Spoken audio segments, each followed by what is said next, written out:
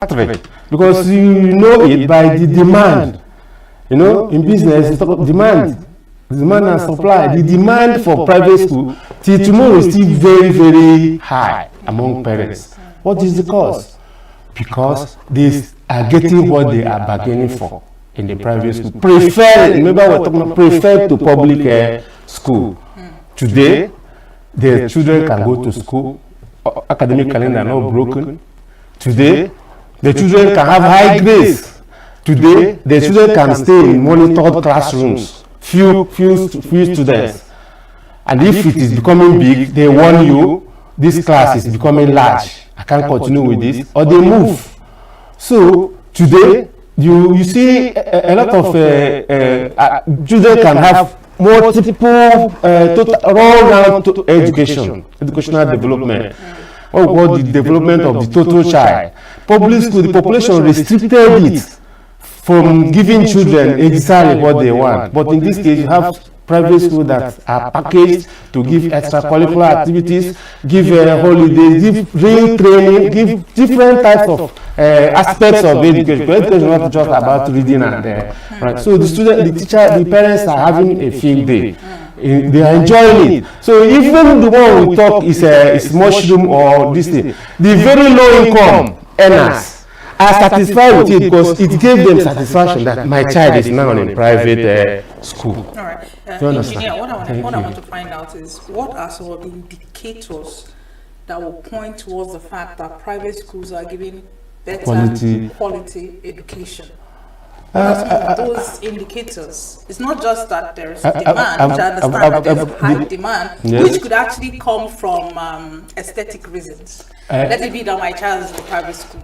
Yes. So what are the indicators that will show that ever since this paradigm happened and there's been this massive shift from public to private schools, students are turning out, they are becoming employable, better, prepared for the society? What are some of those indicators? The indicators are there, at least high academic performance.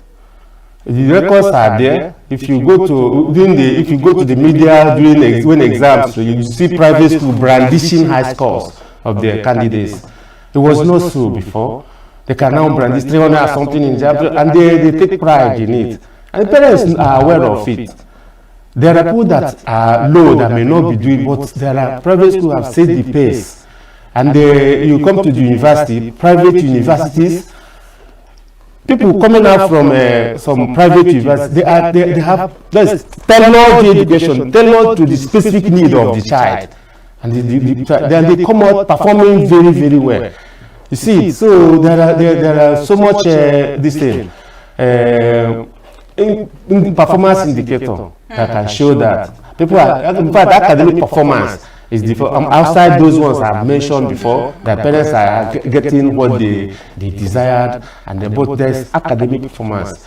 Do you understand? There may be exceptions because sometimes some parents can dump their children in a private school, certain private schools that didn't meet up to standard, and they don't care. So the children come up anyhow, but it's not peculiar to private schools. Public schools also have people that are not measuring up. So that may be individual, but on a general note, you can see private schools making a serious impact, especially when you take it back to when there was no private schools. Yes. Interesting that you've actually said a lot about the improvement and impact of the private schools, but they are not without their own issues. Definitely. For example, who regulates or who monitors the benchmarking of school fees? You will find a particular school being so exorbitant that you're wondering what exactly they are giving to these children that has made. So who monitors or who regulates, who has the oversight function of overseeing what is going on in the private schools? Or do they just wake? I know in the public school you can't just wake up and demand something from the students or from the parents. So who has oversight function over private schools in Nigeria? At different levels. There are government regulatory agencies that regulate all the private schools, and they are doing their job. Some of them are doing their job well. Why are some schools so expensive? Okay, because with regards to we don't have to call it, but you know that there are private schools in ENUGU that are massively expensive. No. You know, one of the factors that give birth to private school is economic motivation. To make profit, to do business. Okay? So when the entrepreneur or the business person, entrepreneur enters into business, he's there to make profit.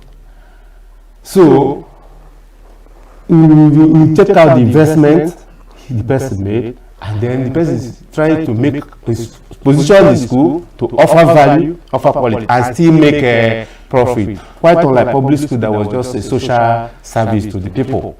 Okay, so again in business, you don't regulate. If you want to regulate profit, it is going to be difficult because you have free hand to do business.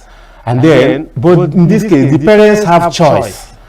That's why I say that proliferation has a kind of an advantage, because it gives every strata of society their level, shows them their level. If you want high fee schools, you join high fee schools if you can afford it. If you want low cost schools, you join low cost schools, and then know your scope, know where you belong, you fit it in. So then, personally, I don't think, based on this my explanation, I don't think government should regulate the price of schools. What they should now regulate is quality of delivery in every, so that no matter the school, no matter how small the school is, they must abide by the minimum standard of the regulatory agencies. That's what should be. So that wherever they are, and anyone that is not meeting up, they guide them to meet up by employing the right teachers, making sure that they use the stipulated curriculum for that level of education, and then controlling excesses like in exploiting ignorant parents. They don't rule out exploitation at all, because some people can charge high fee and don't deliver exactly what they promised. Do you understand? That's where the regulatory agencies comes in, to make sure that if you are charging high fee, there is value for what you are charging. Not that you package a 5-star hotel, charge parents for supporting themselves, their children in 5-star hotel, and when the output comes out, they don't measure for anything. They go there, maybe enter course, go to drugs and things like that. That is not education. So these are things regulatory agencies should monitor. Is make sure that these people that claim they are offering education, that is pure education they are offering. Because some of them has become a status symbol. My child is going to this school. My child is going to this school. And then they are paying in millions. Then it becomes so obvious to you that it's not this 1, 2, 3 we are learning in school, this ABC we are learning in school, that they are learning that for which you should pay millions. There's something to eat. So government should make sure that the corruption is removed from the educational system. It should be corrupt. It should be free, and it's through genuine regulatory system that can do that. All right. Thank you. I want to understand the justification behind some of your statements as regards the impact of private schools. That some of the performance indicators shows that children come out with very good grades. Now, when you look at it critically, you find out that private schools have teachers who may have gone through, most of the time have gone through the teacher training courses, or they go through the school, then the attachments, they go through it, because it seems as though it's only government that can give them employment, because they wouldn't take what the private is offering. But then, on the other hand, when you get to the private school, you find out that the young secondary school leavers are employed. People who are not even trained with teaching skills are employed. So what justifies the high grades that we see in private schools over and above that in public schools where we will have well-trained teachers? I want to tell you it's effectiveness and supervision. Effectiveness and supervision. When somebody is in business, the person wants to get to his objective. So you can agree that some public school have the latitude to employ qualified, well-qualified teachers, and they do. But then, you employ them, you don't motivate them, you don't train them, you don't pay them as and when due. You discover they become so much discouraged. They are not proud of themselves. So when you discourage teachers, you just you have a good tool, but you are not using it properly. So the output will be low. Then, but this one, you come to private school, they employ as much as they go. However, you need to know that there are some private schools that employ high quality teachers. In the universities, they employ high quality lecturers, well trained. So in the secondary school, you employ good and quality teachers. Grant that they may employ someone that didn't do education, for instance. Okay? Now, but that is where comes business. The administration supervises, trains, make sure that they are doing that little one they can do, and they're on their toes. They don't wake up in the morning and they don't go to school. Everybody's on his toes working. You see, they are being more productive because that is business. You are doing your business for profit, and the teacher knows it. You see, then you come to think of those school leavers in school, or maybe let me not use school leavers because except in kindergarten where you may employ them, it's not advisable, and regulatory agencies warn against that. But then let me say, for instance, a graduate walks into your private school without educational qualification, but is a graduate.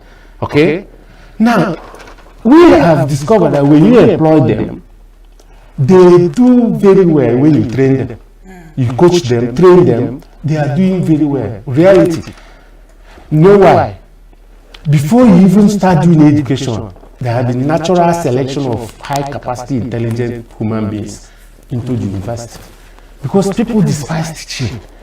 Children will tell you what to be a teacher. Nobody wants to be a teacher. Do you understand? Nobody wants to be a teacher. Then, at that time, they are selecting them. Even intelligent children have joined other professions. But some of them have natural calling to be a teacher. Then, when situation take them back to school by force, by the forces of the environment in which you are operating, then if you get any of them and give them training, it's because they are high performers. Sometimes they go from there to PGDE, do extra another training to qualify as teacher. I tell you from experience that some of them do well, because the other one that went and do SC has all the courses he wanted to read, he has not passed them. They are not so much qualified. So they now settle on NCE. Some other educational degree. So by that now, if you get somebody that is in maybe science and tech without the education, they come to school just training for, they do well. They start doing well. I'm not saying we should employ unqualified teachers, or we should avoid educational professional private schools. But I'm trying to tell you that despite the inability of private educations, especially at the low cost level, to employ highly qualified teachers, that the ones they have are effective based on administrative competence and supervision. You will ask me, does public school not have supervision? They have. But they are not as somebody that is doing his business. Yes. All right. Given your expertise and your experience, what would you say is the future of public schools in Nigeria? Maybe in the next 10, 20 years? Public school need to be helped. Public school need to be helped.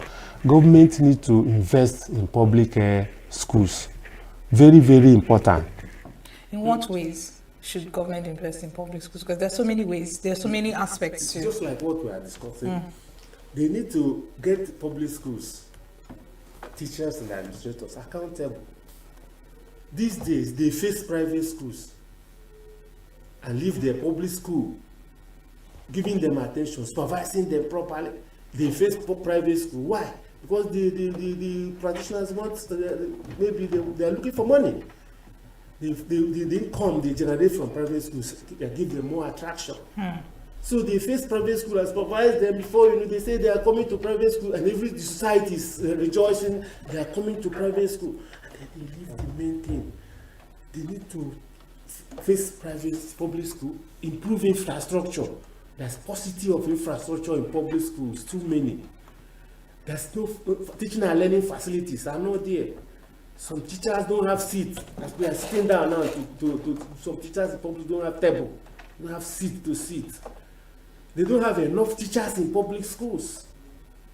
Many public schools all over the country, infrastructure is poor.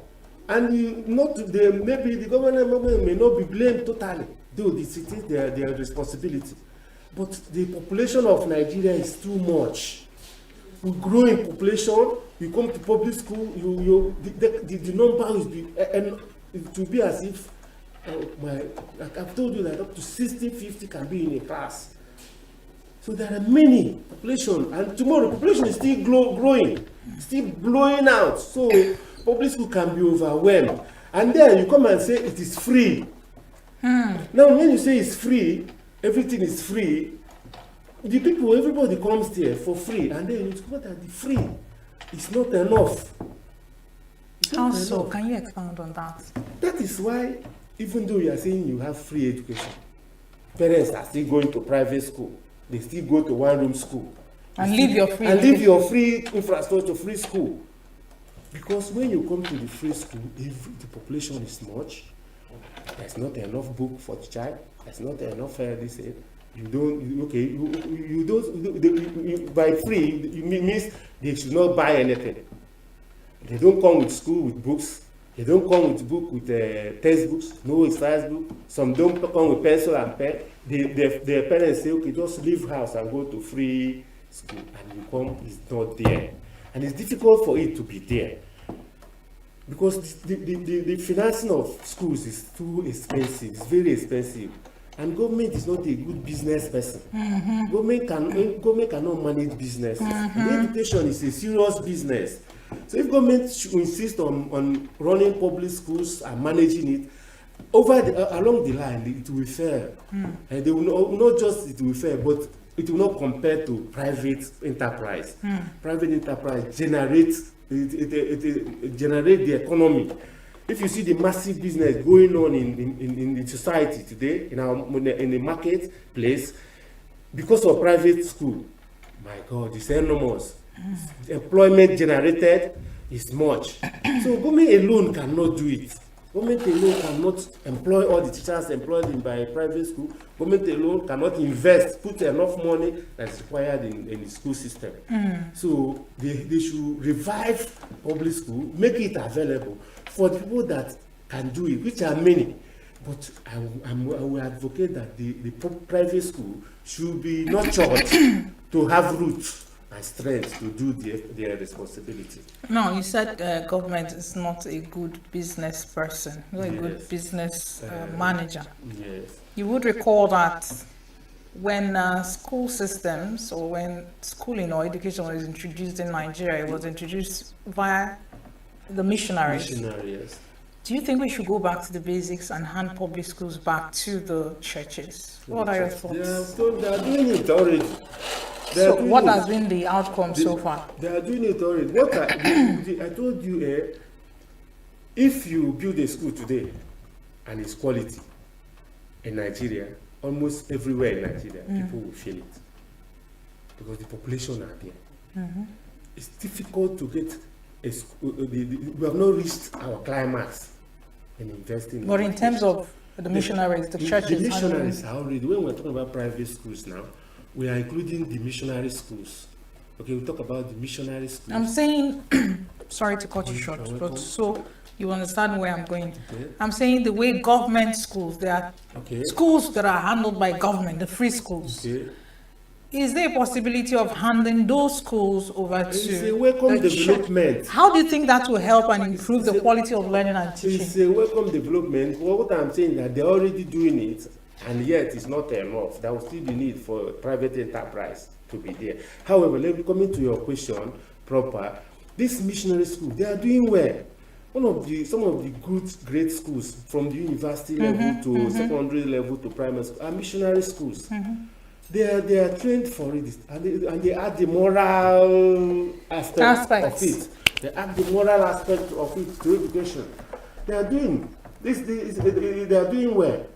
Most good schools anywhere in Nigeria are missionary schools. They have the wherewithal, the moral wherewithal to do to uphold education. Yes. All right. Now, you did mention PPP, public-private partnership, yes. But it seems as though what we have is not PPP in its entirety. It's just giving license to private individuals to own schools. Yes. Now, is there a possibility where private individuals can come and run a public school, in partnership with the government? Is there any way it has happened before? Do you think it's something that is worth pursuing? What are your thoughts on that? It's in place. It's possible. In the first place, some of the mission schools handed over to the government. Some of the mission schools that were handed over to the missionary owners. The government pally it in some states with the missionary churches, with the missionary, so that they supply teachers. Even as we are talking, some states are doing that. You supply teachers to the schools, and the missions still manage it as a school. ENUGU state, for instance, is doing it. I know some of the missionary schools hand over to their owners. They still give them support with the public school teachers, which they pay by themselves. Interesting. And it's producing a good result. Yes, that's the way it can happen. Then I'm seeing the other one in the future.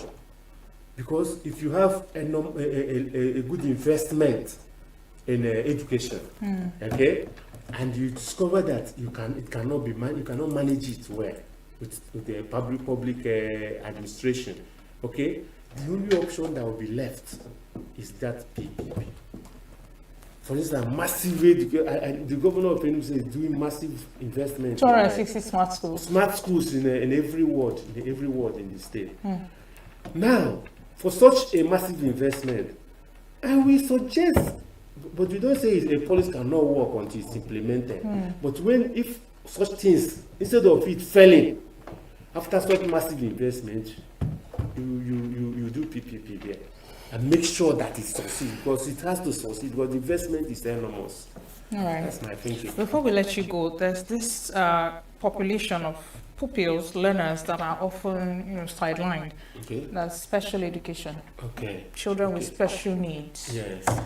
How has education accommodated, our educational system accommodated children with autism, delayed milestone, and other impediments? Yes.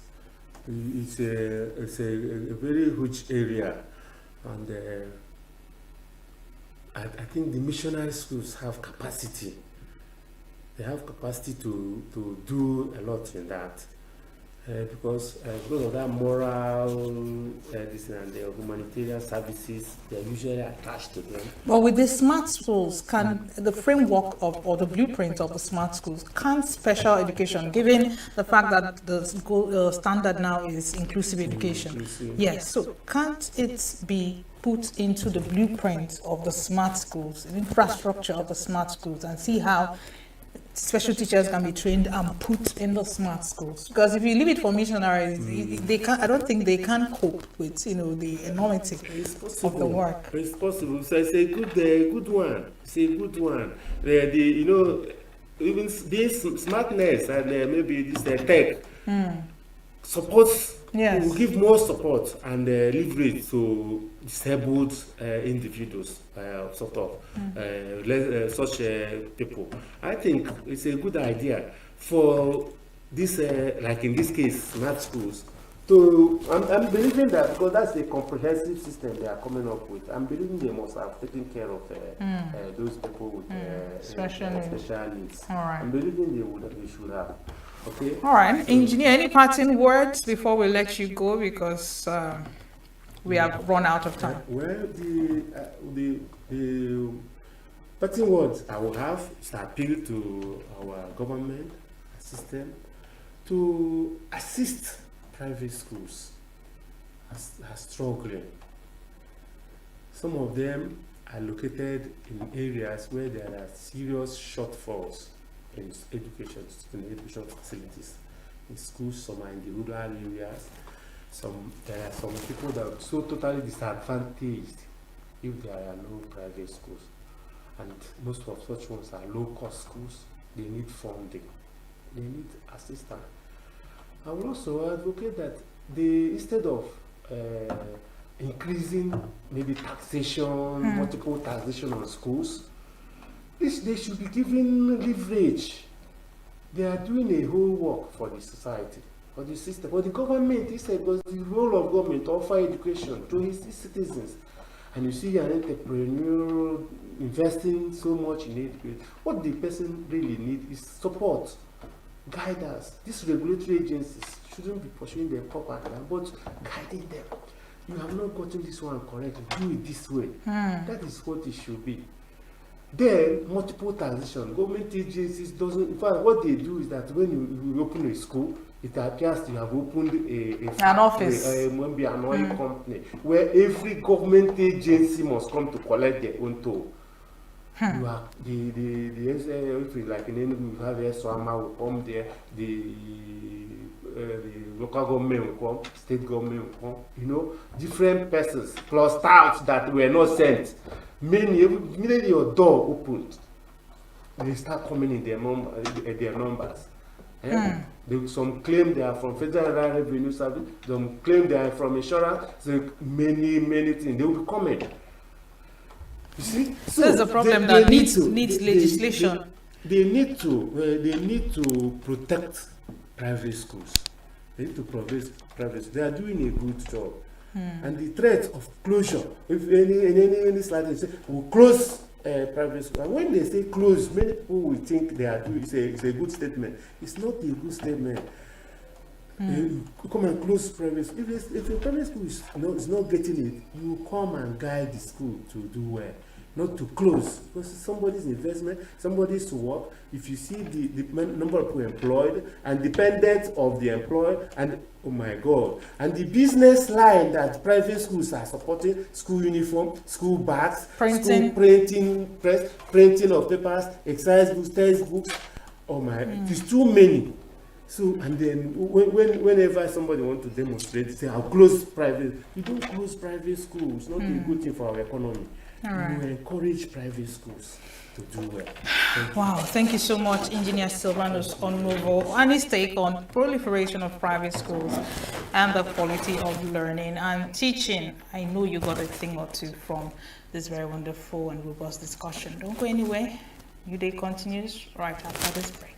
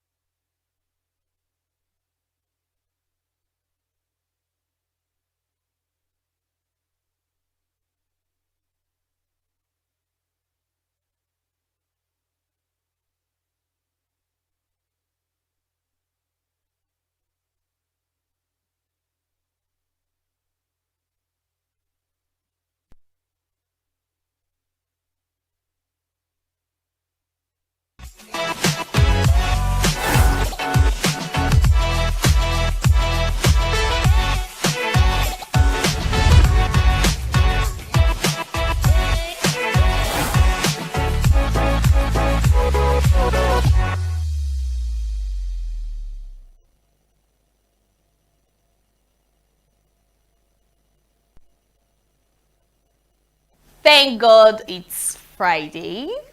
I think I'm looking off Friday-ish, right? All right, yes, thank God it's Friday, and of course, happy Salah to every Muslim out there. They have like 3 days holiday. Okay, 2 days holiday actually. This is Eva, is the entertainment show on Signature TV, where we tend to give you art, pop, culture, drama, gist, comment section, you know, things that's actually making round in the entertainment industry, and of course on social media. Today is Friday. I've not given you movie train for over a month now. My bad. I've got it all covered for you today, but first we'll have to delve into the stories of the day. Two-time Grammy-nominated superstar Asake has announced a new album titled Money. He made this revelation in a post on his X account on Thursday, June 5th, 2025.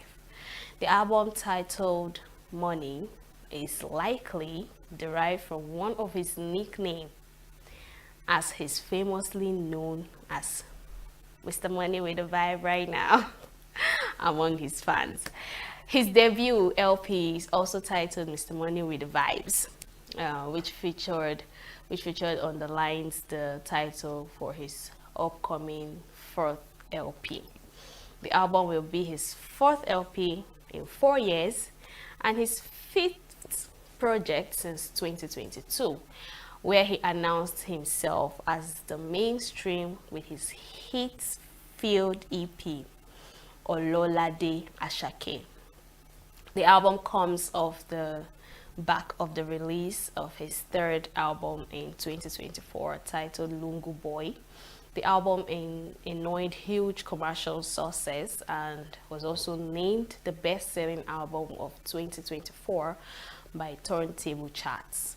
The album debuted at #1 and spent a record-breaking 15 weeks at the top of the charts. It became Asake's 3rd consecutive project to achieve this feat after his sophomore album, Work of Art, dominated 2023, and his debut album, Mr. Money with the Vibe, also finished 2022 as the #1 album. Asake was also named the best-selling artist in Nigeria in 2024 as he retained his crown, thus becoming the first artist to receive his award for 3 consecutive years. Since breaking into the mainstream, Asake has become one of the Afrobeat's greatest hitmaker. His run of hit songs since January 2022 has been widely regarded by fans and critics as one of the greatest runs in Nigerian mainstream pop music this century. Now fast forward to 2025, has been an eventful year for the superstar, who has been carried out aesthetical changes with his full body tattoo, a new hairstyle, and a new military mindset, which he announced in a freestyle after his outing at the 67th Grammy. So Asake has changed a whole, it's more like a New Year resolution for him this year. So it's not just from the, in fact, that was what even broke New Year. You know, Asake has changed his look, he has barbed his hair, he now has tattoos all over his face. I love the new look, but what I didn't understand initially was the tattoos all over his face. It doesn't really give in. But I think we are getting used to it. All over his body, not just face, all over his body, you know. Now fast forward to his music, 2022, 2024. Asake has always given us those hit songs. I'm sure if you heard when I was reading the stories, I called him Mr. Money with the Vibe right now. That was one of the best songs I've ever had. Like, I loved when it comes to Asake. I didn't really vibe to Lungu Boy, but Lungu Boy trended. It trended. It was really topping chart as of last year. So it's not like Ashake is a newbie. For over 4 years now, his music has been topping chart, and people would not be surprised if he's always nominated and not winning. The competition out there is broad. But of course, as his name, Mr. Money with the Vibe right now, he has a new LP titled Money. So we should be warming up to what that particular LP is bringing to the table. Of course, we shouldn't expect anything less when it comes to Ashake. I'm a little bit vibey today, don't worry. Let's move to the next story. Big Brother Niger star Alex Unusual has triggered a wave of reactions after expressing strong views on the culture of revering pastors, calling it brainwashing, and describing anyone who says the God of my pastor as a lost cause. Taken to Instagram on June 5th, 2025, the reality TV star called out religious fanatics, stressing that they have nothing in common with her. She wrote, and I quote, "Once I hear you say the God of my pastor, I know you are lost. You are a lost cause, and we can't reason the same. Those ones that go extra miles to make their pastor their wallpaper. The day I'm ready for conversation about religion, I know a lot of people will fight me, but again, I know my mouth. I'll say my own, and hell can be let loose for all I care. A lot of people are brainwashed. Anyway, have a good day, my people." Her blunt critique quickly raked in reactions from social media users, with some agreeing with her and others slamming her stance. I can't review the comment section to you, but I'm going to give you some 2 cents they said. One person in the comment section said, if you say we can't say God of my pastor, don't forget we say God of Abraham, Isaac, and Jacob. That comment was there. Another person said, we can't say God of my pastor, but we say the God of Israel. Now, the question now is, I'm not agreeing, I'm not even disagreeing, don't quote me wrong. But I did not reason that in the comment section, people will be making comments like that, because we are all victims of this. We may not say the God of my pastor. I'm not really a fan of the God of my pastor. I'm not a fan of that. You know, but we say God of Abraham, we say God of Isaac, God of Jacob. You know. And let's not even go on to the Catholics that say Mary, Mother of Jesus, you know, things like that. We mention these people's name. Now, someone who came up against the comment section and say, it's not like we're actually showering praises on those, or maybe it's to die for, but it's more like you're giving respect to the covenant that particular man of God have with God. That's another problem, because that covenant has been broken. We have that freedom to communicate with our Father directly, one-on-one. You know, you have that right, you have that privilege. So I don't know, me, I see it awful, like the God of my pastor. You can give respect to him. Perfect. You can do that, but it's more like when she said we've been brainwashed, because she's not even the first person saying this. If you scroll to socials these days, you will notice that people are now making comments and statements concerning Christians. I have a problem with it. Why?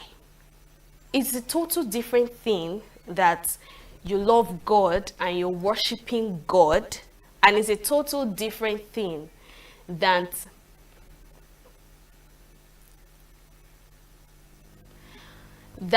you're putting all the worship in your pastor.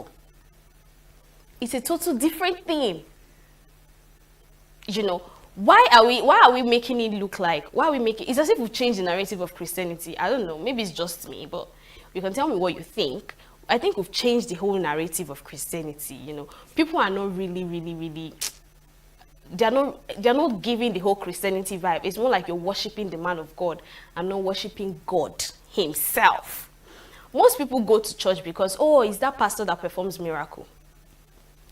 That's the reason why they go to church. They're just going to church because of that pastor. And I won't blame them. Someone made a statement. The person said, when a pastor makes a proclamation and say, you're going to get a promotion today, and by this time next week, maybe he made that proclamation on Sunday, and the person comes back on Sunday. Maybe he has worked during the week, and of course, he got the promotion. He or she will come back that Sunday, the next Sunday, to give a testimony that, oh, after pastor made this proclamation to me, I got the promotion. Perfect. Now, one thing we don't know is that person was working. It's not like he was just lying down on bed and promotion came to him just like that. No. Even the Bible says, heaven helps those that help themselves, and he blesses the works of our hand. God cannot just give you promotion like that if you don't deserve it or you didn't work for it. So if that kind of person say the God of my pastor, I could understand. And I think these are the reasons why people always make such statements. But what Alex is trying to say is, she don't understand why we keep making such statements. She don't understand why we use those men of God as wallpapers, because they are human beings. An elderly woman made a statement that the pastor is a normal fleshed man. He has skin like you. He is that person carrying the whole, he's that priest whenever he's standing in the pulpit and, you know, proclaiming the word of the Lord. Whenever he comes down from that altar, he's now a normal human being and he can commit sin. You know, but when we now start worshiping the man of God and not God, that's where the contradiction comes in, and I think that's what she's trying to explain. But the comment section was not really understanding. I don't know. I was so wild when I hear someone say, "But we say God of Abraham, Isaac, and Jacob." These people. Anyways, me too. I'm not even ready for that conversation. Let's move forward. Nigerian singer Daniel Ani Dugbe, popularly known as Kiss Daniel, has hinted at retirement. The singer, who is teasing another EP, Orange Chase, barely a week after releasing his latest EP, Lemon Chase, explained that he is releasing music in quick succession because he has over 600 songs he wants to release before bowing out of the music scene. Shortly after he announced the lineup of guest artists on his upcoming EP, Orange Chase, on X, a fan wrote, "Vado won't finish us with overfeeding." And now responding, Kiss Daniel said, "I have over 600 songs I want to dish out before I hang boots." So in another post, the singer announced that he is taking a break from recording to focus on his family. Now that's where the problem lies. Now let's not forget that earlier this week, he came out on social and was giving a whole lot of complaint that he lost 600 songs. That was sometime Tuesday. He lost 600 songs. He doesn't even know where to start from. He doesn't even know if he should start calling back those artists and all.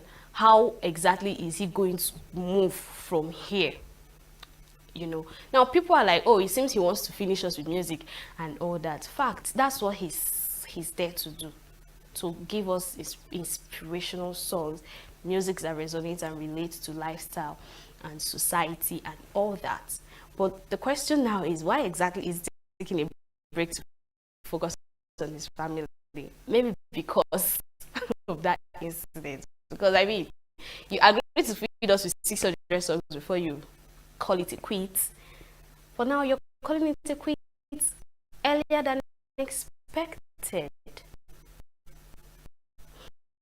I think we should just wish him well, because a whole lot of people go through a whole lot that we don't even have an idea about. So it's only when they come out on socials to let us know that we would understand.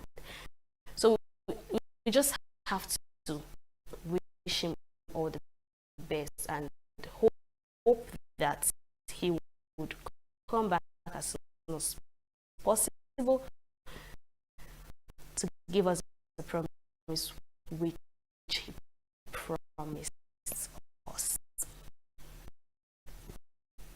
Let's move over to the foreign setting.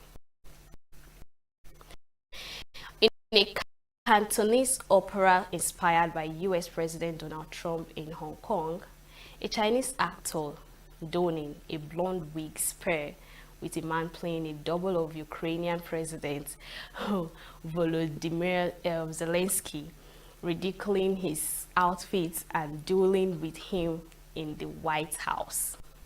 Written by Feng Xiu, master turned Cantonese opera playwright Edward Lee, the comedy debuted in 2019 in the Chinese Special Administration. It has had several iterations since then, with the latest featuring Trump's attempted assassination and his quarrel with Zelensky in the White House. The opera begins with a dream by Trump's daughter Ivanka, where her father has a twin brother named Sean Pu living in China when Trump is kidnapped by aliens from Mars. Ivanka asks Sean to pretend to be Trump for one day. Lee said he chose Trump as the main character because his tariffs and policies have affected daily lives. Cantonese opera actor Lu Contain, who portrays Trump and Sean, said Trump has a very unique figure. The opera has attracted many young viewers, including 28-year-old Thomas Lowe, who believes the centuries-old art form of Cantonese opera often feels disconnected from modern youth. This was very funny, but take a look at that.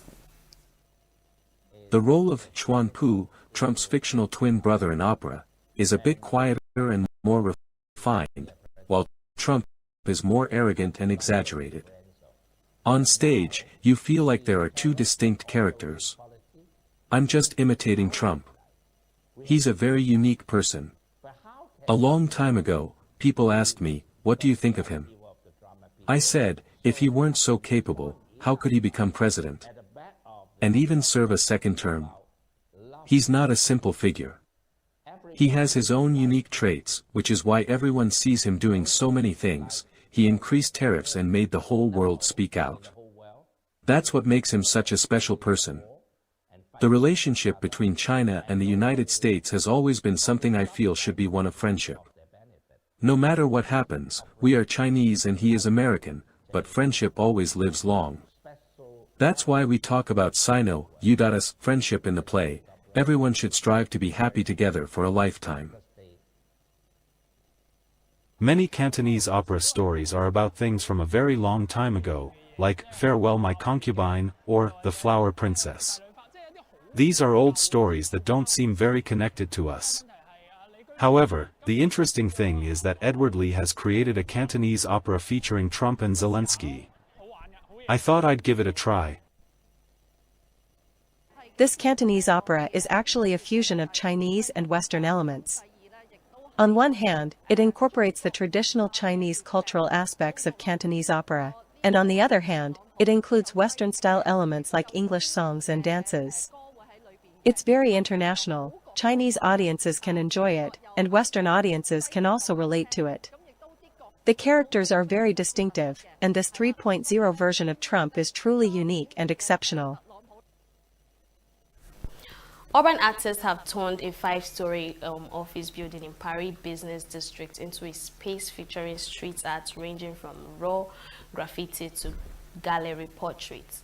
The Zoo Art Show Paris gathered the works of 500 artists from France and beyond, the US, Germany, Spain, Belgium, China, Japan, India, and other countries. Antonia, the creator of the Zoo Art Show, said he hopes to show the evolution of street art in a space spanning 4,000 square meters in the heart of the La Defense District. Monster said he started doing taps or graffiti when he was in his 20s with no intent to make money and but just to belong to a small group that aims to spray its name in as many places as possible in Paris. From rebels and outliers, some graffiti artists have become part of popular culture, with the likes Banksy, M. Charts, and Junior having a wide audience for their works. Rupture is a visual art who also sprayed graffiti in his younger days, living the Lyon area. Now he works on installations that incorporate graphic elements such as geometric patterns inspired by Moorish windows set against mirrors. For Spanish artists, Okuda San Miguel from Santander, urban artists like him have a responsibility to the public. The exhibition will open on June 7th with tickets for the public at €18. Take a look at that. We're aiming to present urban art, from its conception, that means tag, pure and hard graffiti.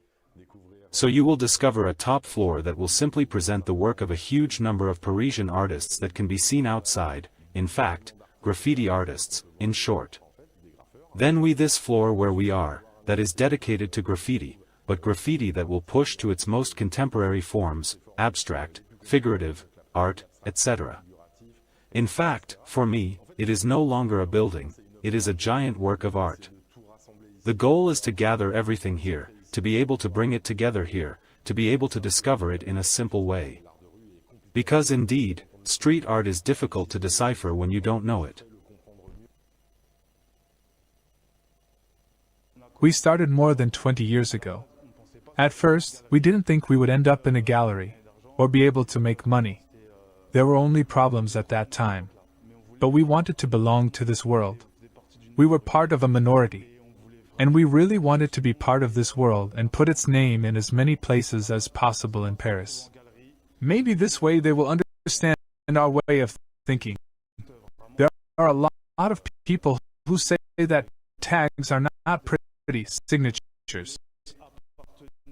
Maybe they will start to understand, because it is still a world apart, a parallel world that exists in Paris. And there are some who make tags and who also make art.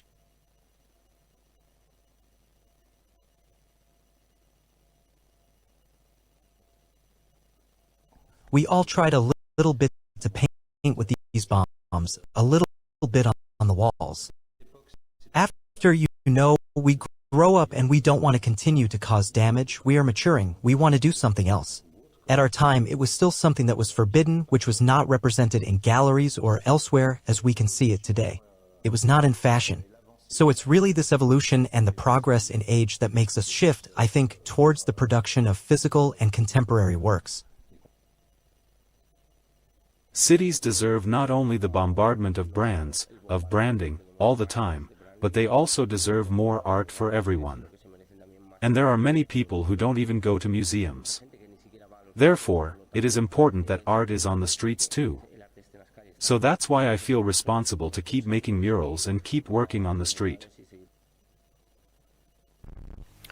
Alright, we'll go on a very short break, and when we return, I'll review other stories to you, so stay with us.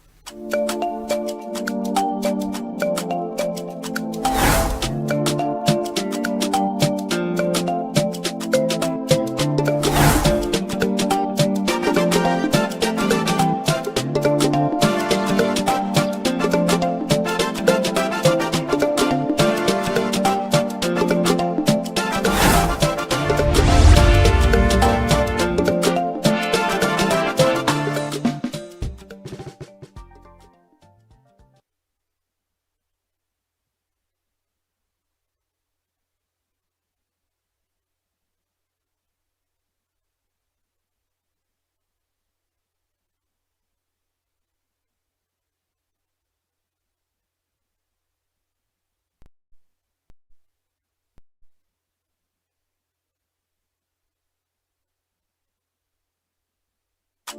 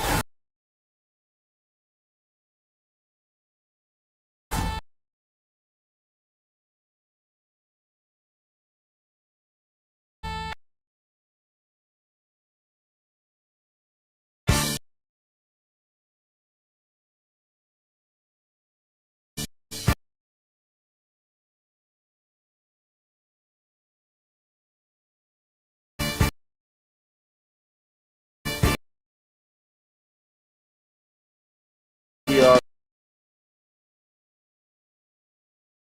right now with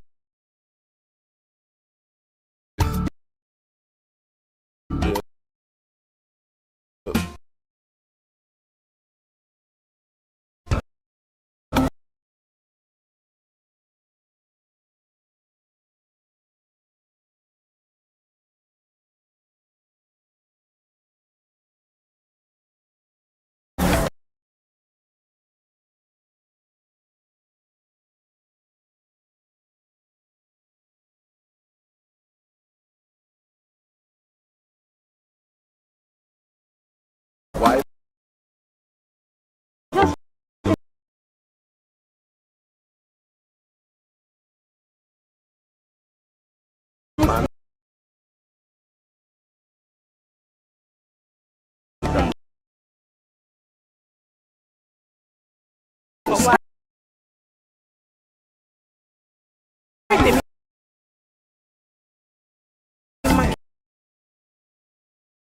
man is in chaos. People are We are national.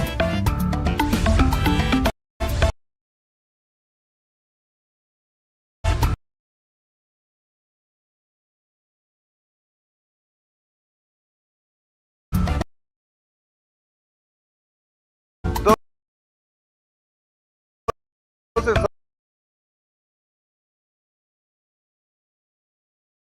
support of this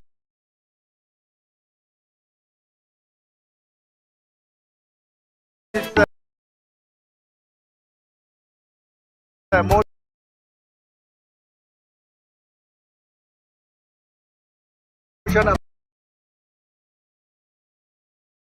amended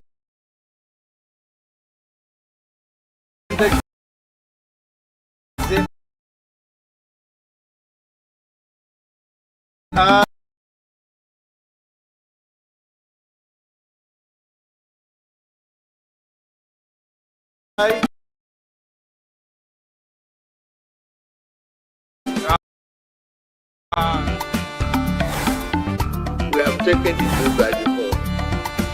We are international. Israeli airstrikes. Donald Trump left us the worst unemployment.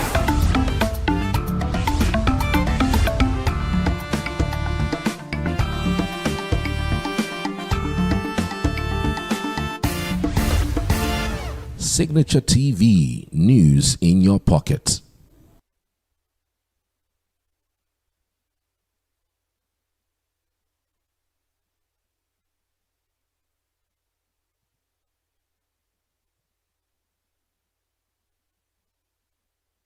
Every second, every minute, every day, news is breaking, events occur, and there are new developments. At Signature TV, we follow these stories objectively, bringing all sides without bias, explaining the complex issues, breaking down the numbers, and investigating the issues behind the news. Anywhere and everywhere, near or far, wherever the news is, we will be there. Signature TV. News in your pocket.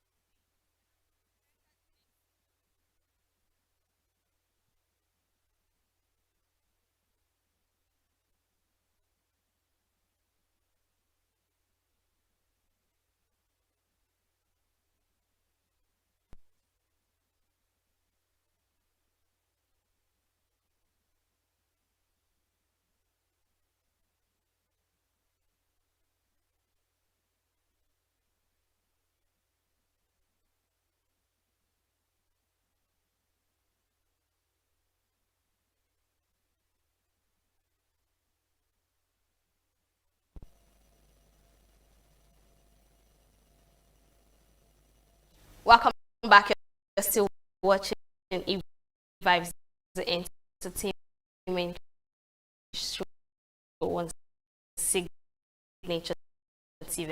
And here comes my last story of the day. Children soar through the air on silks and hoops at Kenya's National Theatre, but this aerial display carries a serious message about climate change. Christine Misenga, 29, a Congolese aerialist who founded the event, said she wanted children to understand global warming. Misenga, who came to Nairobi to study medicine but discovered acrobatics instead, runs Bisco Learning, which teaches a real skill in local schools. Performance drew inspiration from environmental clubs and personal observations for their acts and pollution, deforestation, and rising temperature. Misenga hopes to make the competition annual and expand her program to more Kenya schools. Take a look at that. So as artists, as I tell them every time during class, we are storytellers. We might not be competitors, but we tell the story of what is and we reinvent the future, because only artists have that power. Government is legal, you know, everyone else has a job, but you as an artist, it is yours to tell what is happening and to reinvent it through your performance. And I hope they did it today. High global warming. And I really wanted to do something where the kid could understand that. And I wanted to know, how does a kid get to understand such a big issue? And then, thank God, one of my students is like head of eco in her school. So the more she talked, I was like, oh, they actually understand. Because before I used to think, oh, they don't. But with each child, when I was creating the performance, we got to like, oh, so what's your performance about? So what is it about? And they got to like understand what is happening around the climate and find a solution. I believe that every small thing you do makes an impact. You're never too small to make a difference. So even if you plant one tree, you still saving the environment. And as kids, we are the future of this earth. So the last generation has passed, and now it's our turn to try and take charge. Continue like littering and all the different ways the people were performing, our earth will slowly like get worse and we won't be able to live in it. And we need to like create awarenesses so that people know and understand and try to help what we're doing to our earth. Yeah. Otherwise, we'll just destroy it.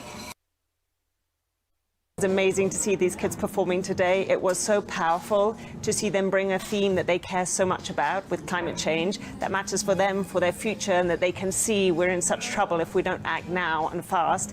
And they were bringing this message through their art, which was very powerful. As parents, I think I sat there watching these children thinking they're giving us this message. We need to act now on climate change for our time and for their futures.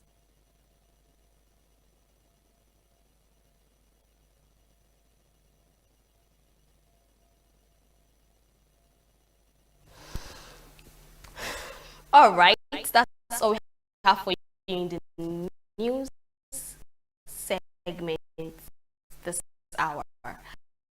We're going to short break again, and I will review and interview to you. So stay with us.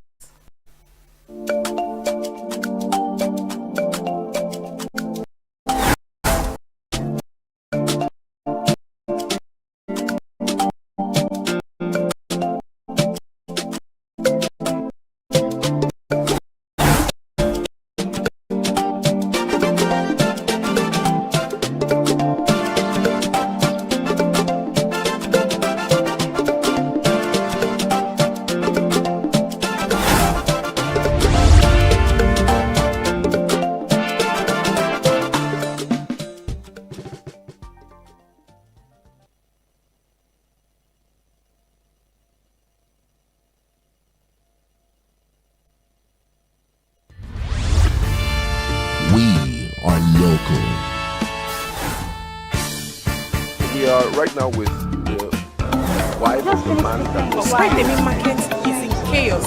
People are We are national. those in support of this motion as amended say aye. Aye. We have taken this by default. We are international.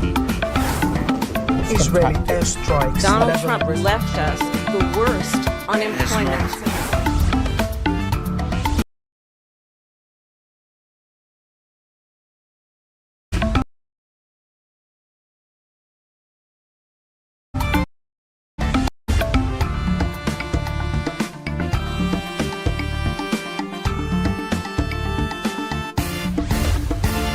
Signature TV, news in your pocket.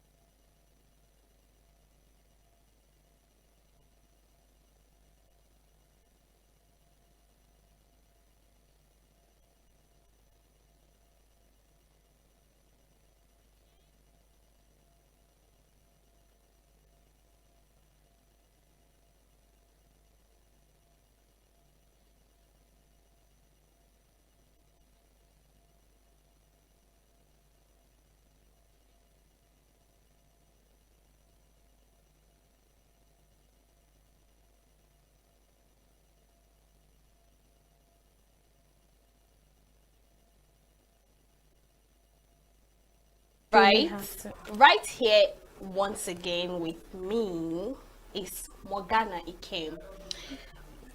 We're having the same conversation on the same topic, but right now she's in poetry. She writes. She doesn't really perform.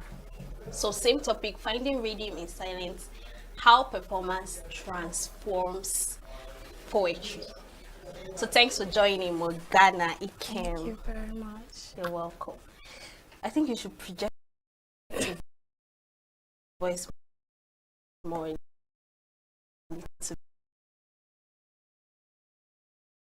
Bit.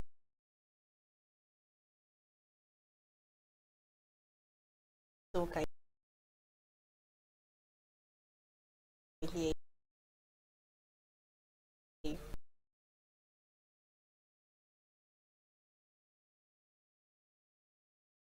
How do you feel?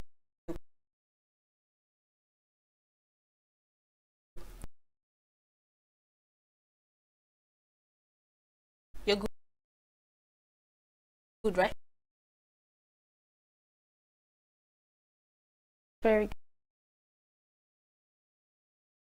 good.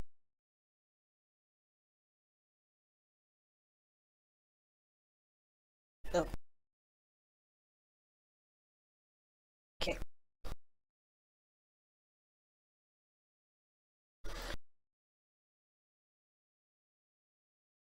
So, what does reading in silence mean to you as a poet?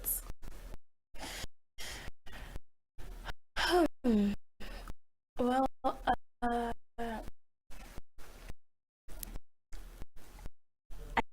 can't really say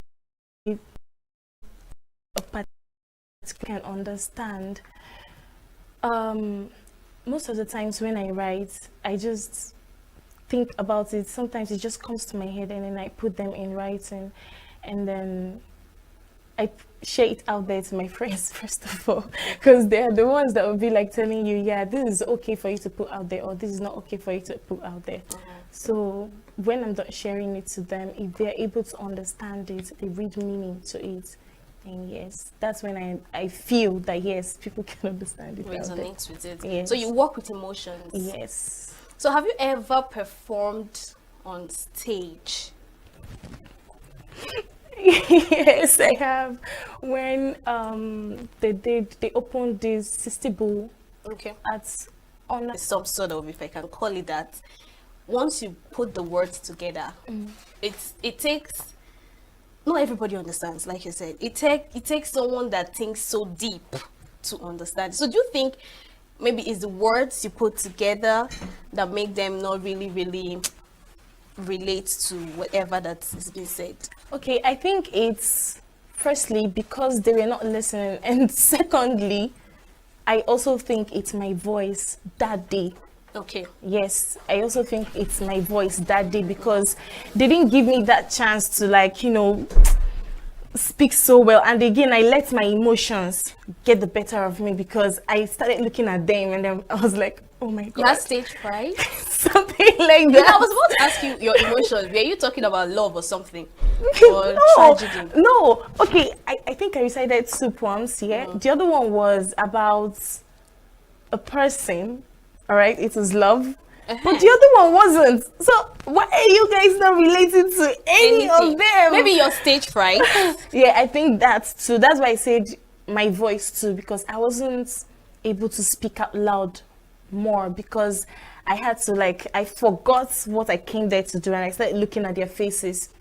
All right, so that's why, that's actually what brought the whole stage fright. If not, naturally, I don't.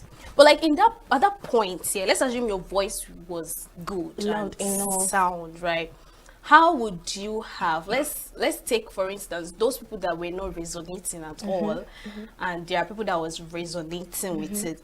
How would you engage them? Would you change your line of your line of poetry, or you continue, or maybe you try something to engage them? Because I tend to wonder, is it through the readings or the tone of the voice, like you clearly said now, the tone of your voice, or the rhythm or body language?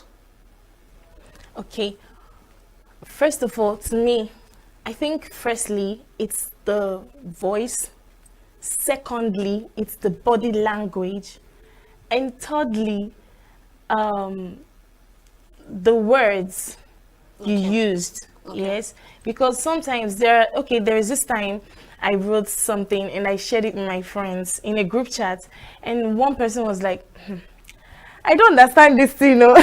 You better explain this thing. So it was when I explained, that's when she was able to, you know, get it. Yeah. And then she was like, oh my god, yes, this is good.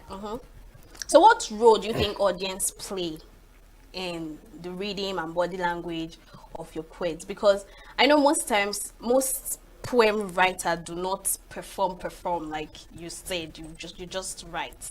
But what role do you think audience can play to maybe give you guys that ambience to be able to perform? Okay, just like that day too, yeah, I believe if they were able to, their expression, I believe I would have, you know, be able to gather more courage from their expression if they had given me the right expression. First of all, they were just expecting music, dance that day. Do you get? So it was more like a change for them. They were surprised.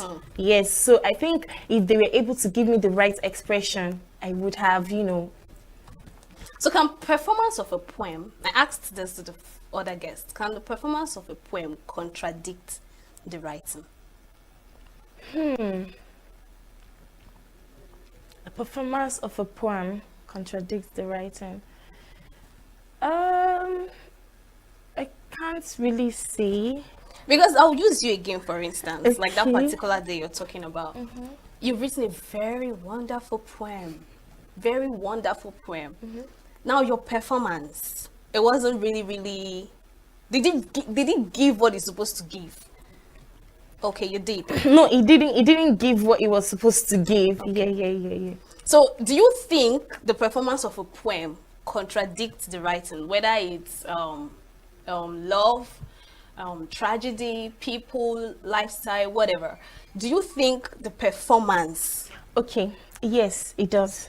All right. Because if I was able to like put out a good performance out there, even the ones who were not planning to listen, they would have been like, maybe one thing, they would have grabbed one thing and be like, okay, what is she saying?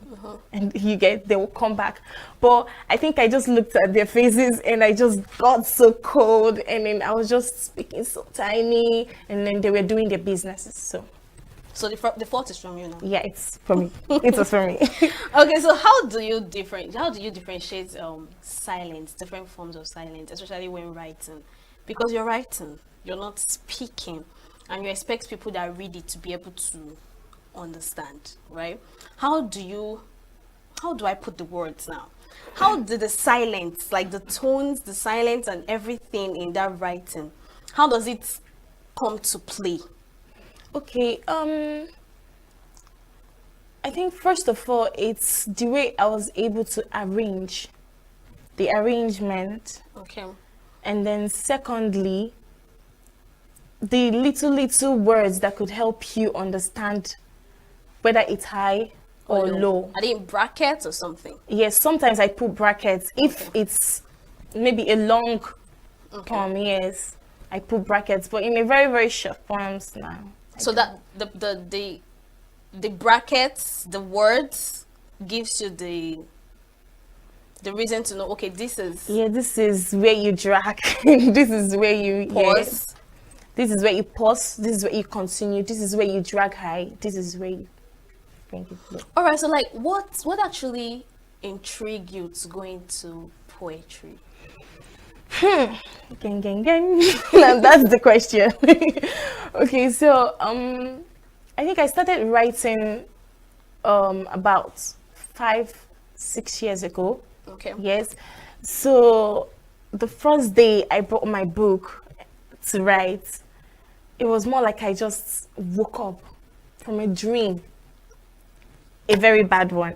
Okay. So I just picked up my paper because that's literally the only thing I could think of doing. After praying, praying, that was the only thing I felt like, I should do this. I just brought my paper. Honestly, mind you, I didn't know what I was going to do. I just felt like, put something down in writing, and I brought a pen, I brought a paper. I didn't know what to do. But like meditating, after that, I was able to write something down. What did you title it? Nothing. Nothing. I said to God, up to you now. Nothing. I haven't think of anything. That's a particular poem I haven't been able to arrange or, fix properly. I think I just wrote things that night and I just let it go. It has been in my diary till today, and I have been writing other poems, arranging them. But till today, I haven't touched that one. Would you allow me to say people that write so much in their diary, they turn to poets sometimes? Sometimes, I guess so. But then, it's just like my friend will say, if you don't put your mind very well in it, sometimes you just bring your pen and paper and you're like, today has been a very rough day for me, this one, that one. But then when you put your mind into it and you're like, no, I need to give meaning to this writing, that's when you can say, you can hit your chest and tell yourself, yeah, I'm a poet. What did you study? Because the last guest I had said she's a nurse. Oh my God. She said she's a nurse, and I'm wondering, how do a nurse and it doesn't have any. It's not sinking. So what did you study? Arts or science too? Arts, actually. Okay. As expected, Arts, actually. but sometimes just the way the person said it, yes.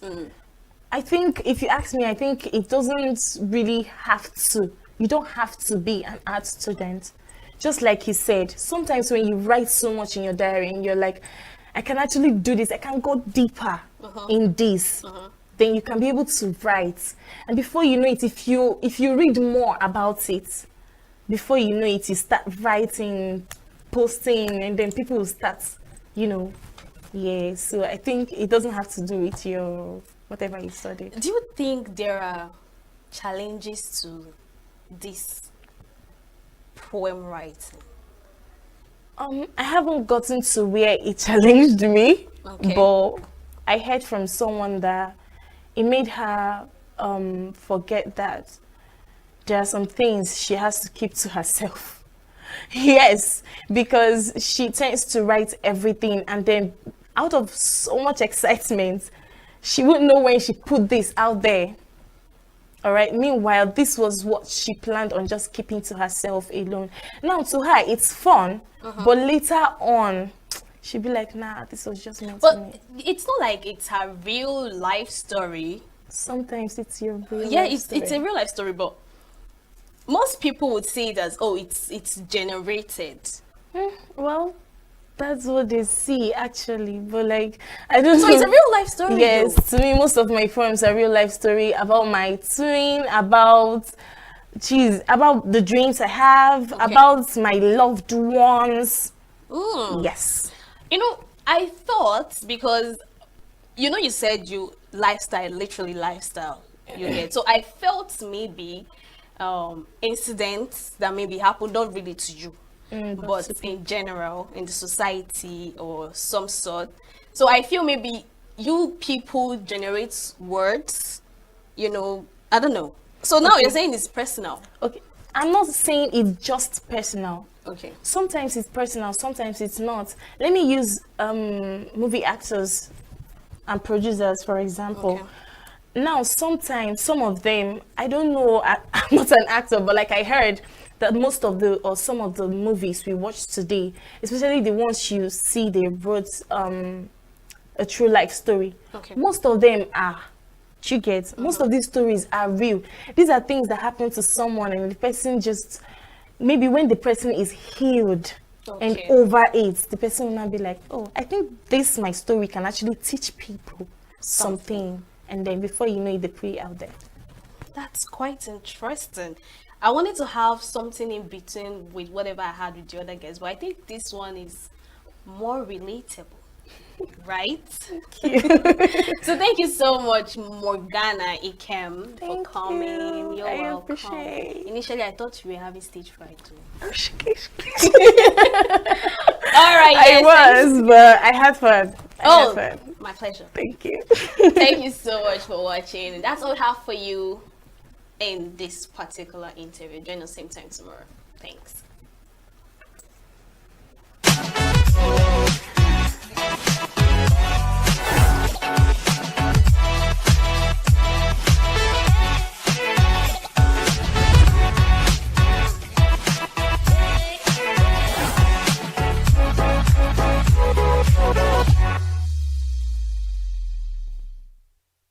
Every second, every minute, every day, news is breaking, events occur, and there are new developments. At Signature TV, we follow these stories objectively, bringing all sides without bias, explaining the complex issues, breaking down the numbers, and investigating the issues behind the news.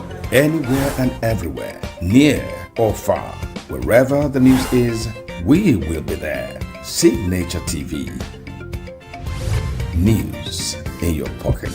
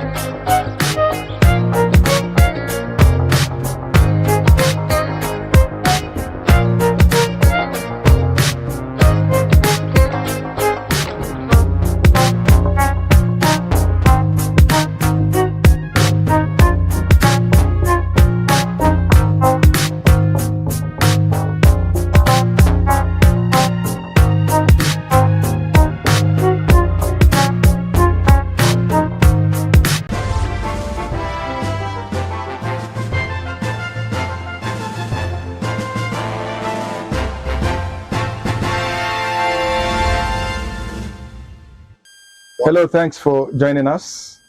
And as usual on the show, we have another big fish. Someone who I would describe as a recurring decimal in the last almost 50 years when you talk about Nigerian sports. Well, he was known in football, but for so many years he had his hand in so many other things. My pleasure to welcome a Nigerian icon, a sports icon, and someone I think is my great pleasure and privilege to be hosting today. My pleasure to welcome Segun Odegbami to the show. Segun, you're welcome. Thank you very much. First of all, I want to start from the very beginning. In the last 50 years, somehow when we tell our sports story, Segun Odegbami is somewhere in that story. How did it all start for you? As a young boy, I was a football player on the streets of Jos because we are talking sports. And in my primary school, I played in my class. I was a very small boy. Thereafter, I went to secondary school. I was playing for my class. And then came the pogrom of 1966, political pogrom in the north. I grew up in Jos, and my school was predominantly Catholic and Igbo, because it was a Catholic secondary school. The population was almost like 70% Igbo. They were affected by the pogrom, and they left as the result of the crisis in the north. So by the time we came back in June of 1966, more than 4/5 of the school had left. So there was only a small number of students left. The population of the school at that time was 200. So we were less than maybe 25 or 30 students left. And so they decided that all those who were in all the other classes should move to another secondary school, another Catholic secondary school near Jos, St. Joseph's College. And rather than leave the school empty, those of us who were in Form 1 should continue the school, should restart the school, as it were. So we restarted the school in 1970, or we continued our Form 1 in 1970. We were 17 in class. That meant that if we had a football match, 16 of us would dress up, and only one would be the curator and the cheerleader, and so on and so forth. So just to cut a long story short, I started playing for my secondary school in Form 1 when we were only 17 in class. And for the next 5 years, I played for the school because the population increased every year. So did my football improve for those years. So I found myself playing football competitively from the age of about 12. When I left secondary school, I was good enough to be invited to play in the academic house of Benue Plateau State at that time.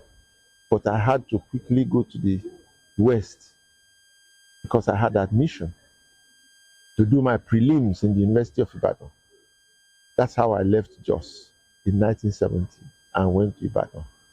I got to Ibadan, changed my mind about doing prelim, and decided I wanted to do something that was just newly introduced at the time. Middle-level manpower development in the polytechnics to develop professionals, artisans and professionals, those that can use their skills, their hands, rather than the theoretical people in universities. So that's how I found myself at the Polytechnic. And of course, I had been good playing football in Jos.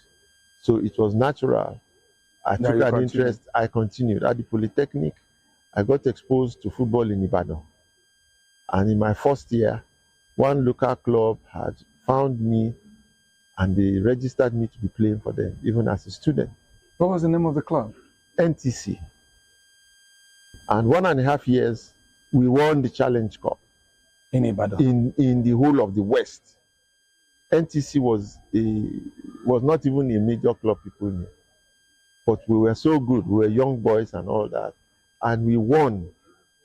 And after we won, our victory became too big for NTC to manage because it was just a small club, Yet we won against WNDC, which is ISCC, Water Corporation, against all the big clubs. We won. So that was my first big major exposure to football at a high level. But they had discovered me. Everybody now in the West now knew that there was this slow striker playing in one local club in Ibadan. So I guess they started hunting. Great. And then from there, I played for WNTV, WNBS, where I was doing my industrial attachment. Then I played for Housing Corporation.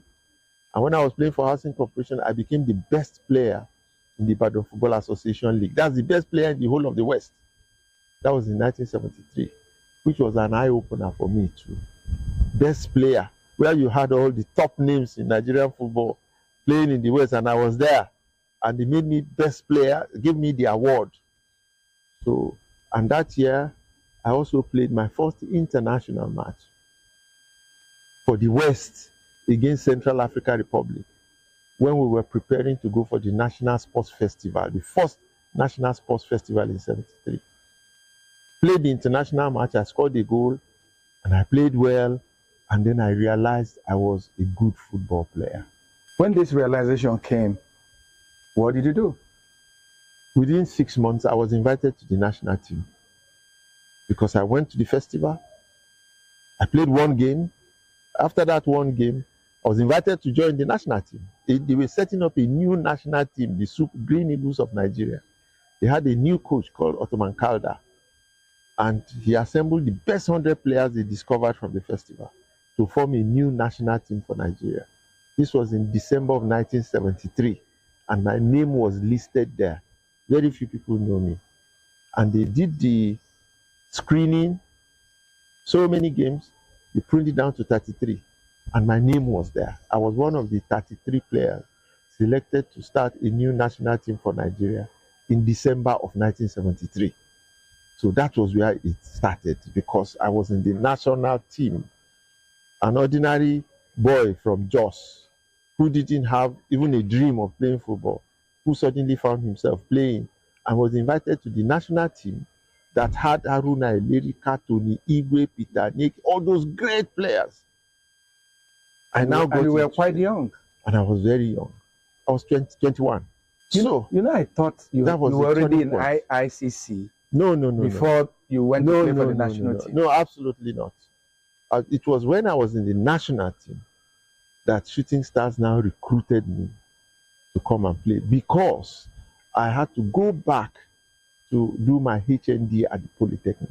In Ibadan? In Ibadan. I had to leave the national team in January of 1974. It was in Afuze. We were camped in Afuze because I got admitted to do my HND. I wanted to study, of course, since I wasn't going to UI. Okay, and I finished my OND. I had to do the HND. What were you reading? Started in mechanical engineering, and it was the start of HND, the HND program. That was Nigeria. The first one. No, at the Polytechnic Ibadan. So I went to go and spend 2 years doing the HND. So when I went back to do it from the national team, Shooting Stars now recruited me to play for them. So I played for them for 2 years. The 2 years I spent for my HND, I was playing in Shooting Stars. And in that time, we won the Africa Cup Winners' Cup. And I was one of the 2 highest goal scorers as a student. In the competition? Yes, in the competition. And as soon as I finished, I was dropping my paper. I was invited back to the national team.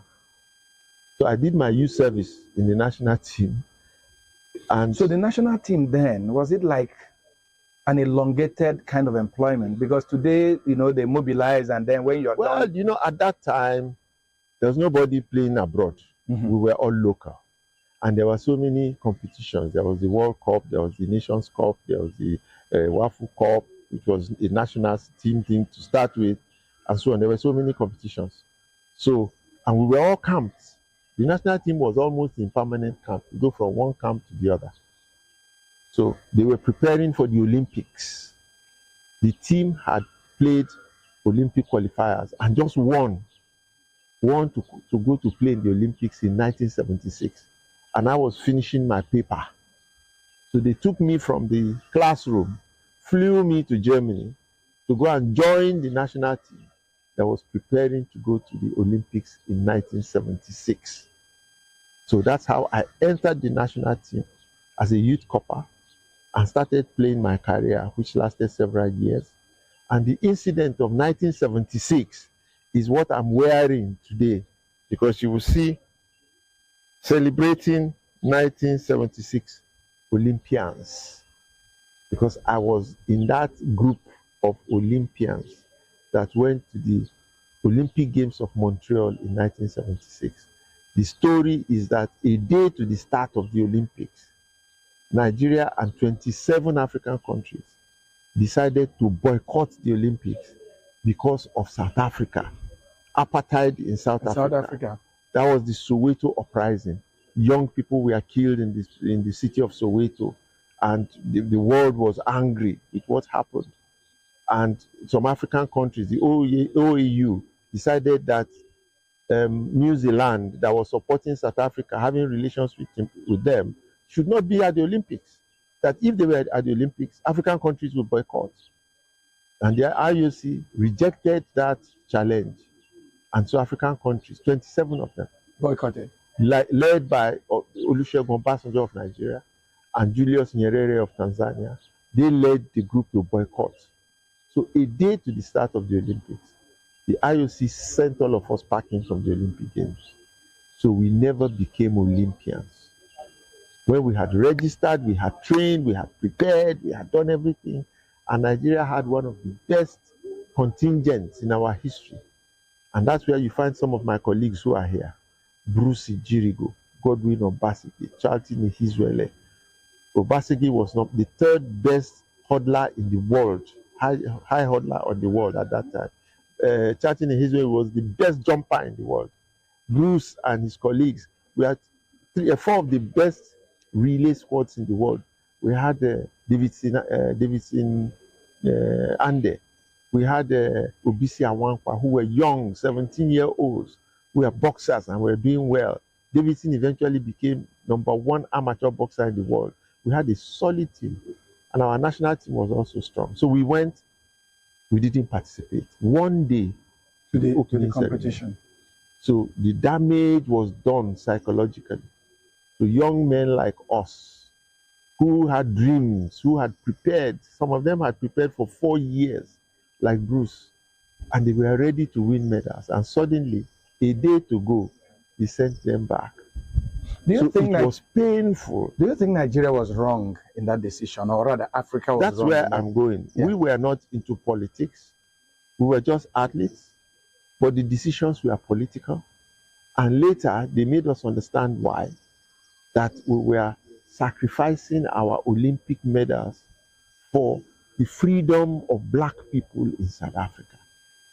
And when Andrew Young explained it many years later, that boycott was what led to the early release of Nelson Mandela from jail, to the election of a black person as president of South Africa, to the eradication of apartheid system in South Africa. When we saw it, that those were the results of our boycott, or our boycott were part of produce those things, then we started to appreciate that our sacrifices were worth it. Before then, it was pain, because dreams were shattered, hopes were lost, opportunities, lifetime opportunities were lost. Some never went again to the Olympic Games, which was our ultimate dream. So it was the pain of not going to the Olympics. After coming back, we were neglected. Nobody even raised the issue. For 50-something years, nobody came to compensate us for what we did, and so on and so forth. And some people never got over it. Many died until Onyema, Epis, came up, hearing the story, to say, no, we must bring back those guys and show them that we appreciate what they did, the sacrifices they made. If nobody else does appreciate, we do. And he now gave us incredible opportunity to offload our pain. He made us ambassadors of Air Peace Airline. So for the rest of our lives, those of us who are still alive, we fly Air Peace free of charge anywhere we are going. You see why I will always wear this and wear my cap? Okay. Because that has never happened in history, in the history of humanity. That kind of generosity has never happened. And he built a wall. And on that wall, in the Nigerian Institute of International Affairs, a federal government institution that is the think tank of foreign policy for Nigeria, he built a wall. It's there today. And on that wall are the names of the 46 athletes that represented Nigeria that did not become Olympians because they were making a sacrifice for Africa and for the black race. And also he remembered the 1980 squad that won the first Nations Cup for Nigeria. So if you see the wall today, fountains of water and light, beautiful in gold at the institute, our names are there forever and ever listed. It was all courtesy of Air Peace. So that's why we are Air Peace ambassadors, and that's why we are clothed like this to come to ENUGU, to come and console with the family of one of us, an ambassador, Christian Chukwu, our chairman, who was also an Olympian. We went to the 1976 Olympics together, and we went through the pain together and all of that, and we're not recognized together. He became an Air Peace ambassador, and he passed on. So we came here on a condolence visit to his family. That's why you see all of us like this. Yeah, and so now that you're talking about the chairman, tell me about him. I mean, he was your contemporary. You had so many victories. You had so many, forgive me, fights, because you played for opposing teams, big-time opposing teams. How would you describe Christian Chukwu? What kind of asset was he for our country? People don't know. Christian Chukwu, complete gentleman. But when the full story of the man is told, then we will start to have faint ideas of his impact and his influence in the unity of this country. He is a product of the Civil War, like so many others who were part of the team that came out of the Civil War in 1970. Many of them soldiers, young men who were conscripted into the Biafran army, who fought. And when they came out as a defeated army, even though verbally they were saying no victor, no vanquished, but there was a defeated army. And the Igbos, who were at the top hierarchy of Nigeria, both in government, in the civil service, in academia, in virtually every sphere of life before the crisis, were now relegated. They were not defeated. And they had lost everything. The Igbo needed to come back. Full integration, reintegration into the Nigerian system. And I don't know where they got the wisdom from, but they chose the route, which is not loud, the soft power route of football to get back. The captain of Nigeria before the Civil War, Godwin Achebe, was an Igbo man. The captain of Nigeria immediately after the Civil War was Godwin Achebe. The first time anybody, any Igbo man, would attain any such height after the Civil War was an Igbo man. That was step number one. Step number two, Rangers came up. 1 year after they were in the finals of the Challenge Cup, an Igbo team. Teams were afraid from Igbo land to even venture out. People were afraid to venture out. They didn't know the reception they were going to meet. But Rangers went out and got to the finals of the Challenge Cup. And 2 years later, they won the Challenge Cup and they started winning it. And whether you liked it or you didn't like it as a Nigerian, wherever you are, you had to respect Rangers and the way they played. They played with heart, they played with spirit, they were diehard.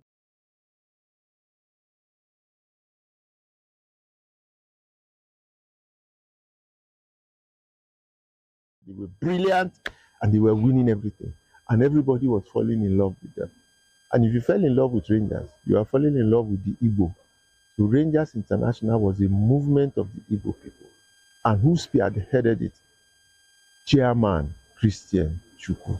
He was the captain after Achebe. Somebody came in, but he became captain. And he played like a true leader. He was calm, he was cool, he was calculative. At the back, he would organize his defense. He would organize, and when things got difficult, he would be the first one to go forward. So you could see in his game a model of leadership that we never found in Nigerian football before. So naturally, he became captain of the national team. And for the next 7 years, Christian Chukwu led Nigeria's national team from the doldrums. We were nowhere. And he took us to the apex of football in Nigeria. He and his Rangers colleagues, there were 6 or 7 of them at any time in the national team. They carried and wore the mantle very proudly, and yet they were Nigerians. They were a model for the rest of us. So, Shegun, would you say, from the story you're telling me, that Rangers football was a strategic rehabilitation for the Igbo nation after the Civil War? I don't know if it was deliberate, whether it was a deliberate strategy, or whether it was just coincidental, or whatever it was. But it was a formula that worked. That brought them back to the mainstream. It brought them back to the mainstream, and it took them to the apex. Because nobody now remembered that this is an Igbo man, that is not an Igbo man. Everybody was singing the praises of Christian Chukwu, Emmanuel Okala, Matthias Obianika. It was all Igbo. Nobody cared. And at the time, 7 of them were from Rangers International that were representing Nigeria. Who was looking to see where they came from? Why didn't it matter then and it matters now? It is because of the game. Because of the game. You see, we are talking sport. Football is a spirit. Nobody understands it. In the whole world today, nobody understands it.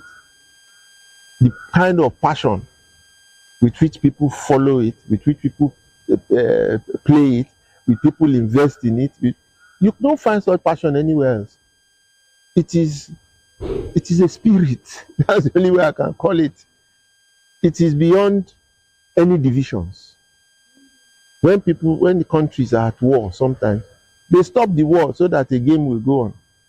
It happened even with us during the Biafran war, when Pele came with Santos Football Club. Yes, in 1968 or 69. When he came to Nigeria. There was a ceasefire. Yes, now. The soldiers wanted to listen to commentary on radio. So both sides stopped fighting. It's documented. So football has powers that you don't find any. I call it spirit because it is really spirit. It is not physical. If you are physical, they would have duplicated it somewhere else and used it the way they should. But it is, and it's not rocket science, you see. So that even Nigerians, with all our, brilliance and everything, we are not tapping into the power that football and sports as a whole have shown us through the years exist in those things.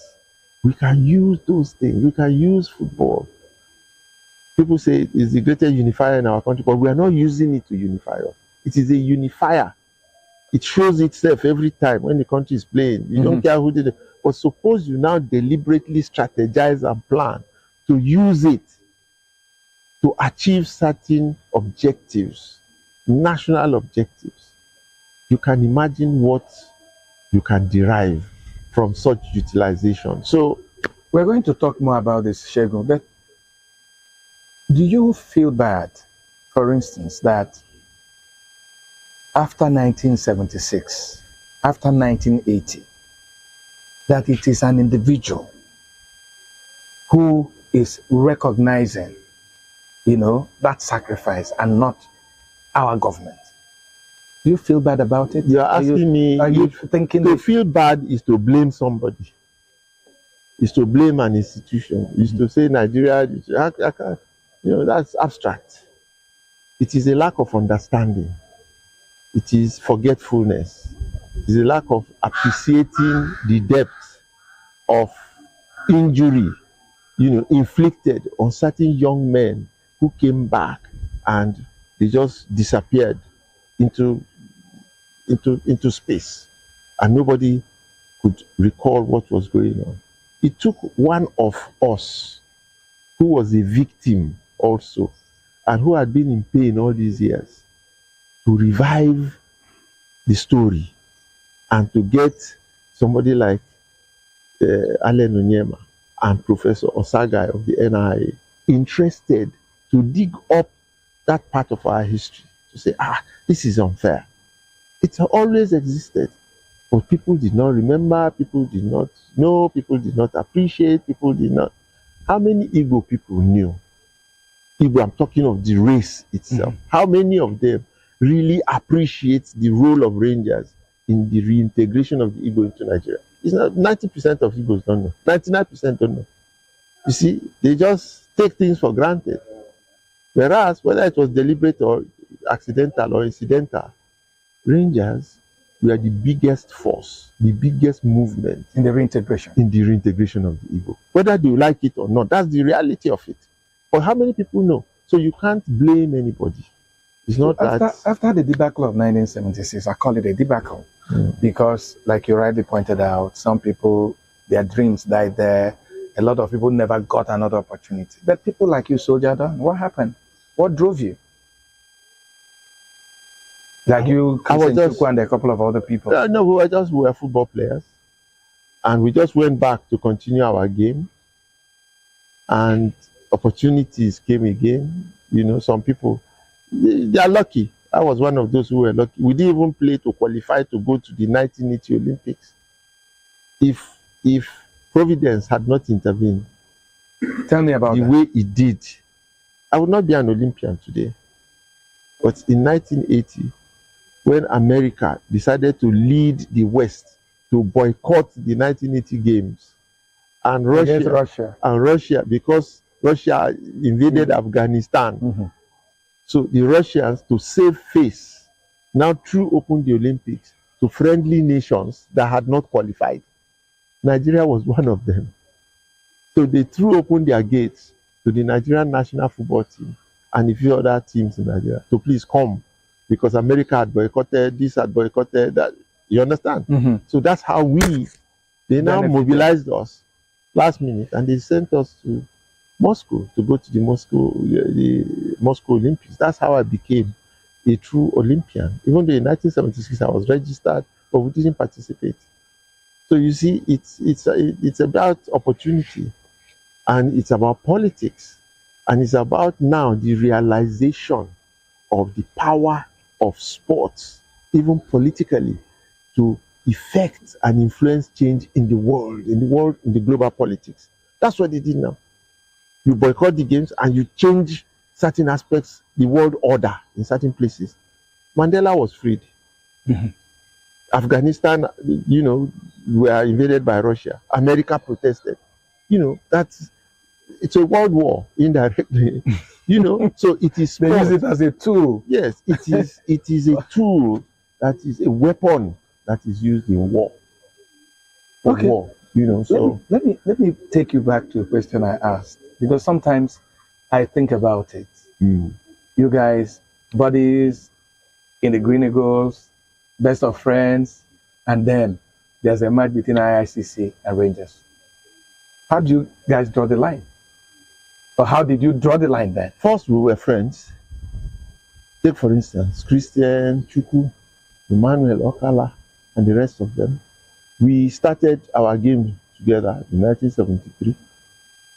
Emmanuel Okala and I were roommates all the time in camp. When we started out, when I went back to the national team and started playing for so many years, we would go out together, we would chase a few girls together, we would drink together, we would stay in camp together, we would play together for the national team. I got to know how they behaved.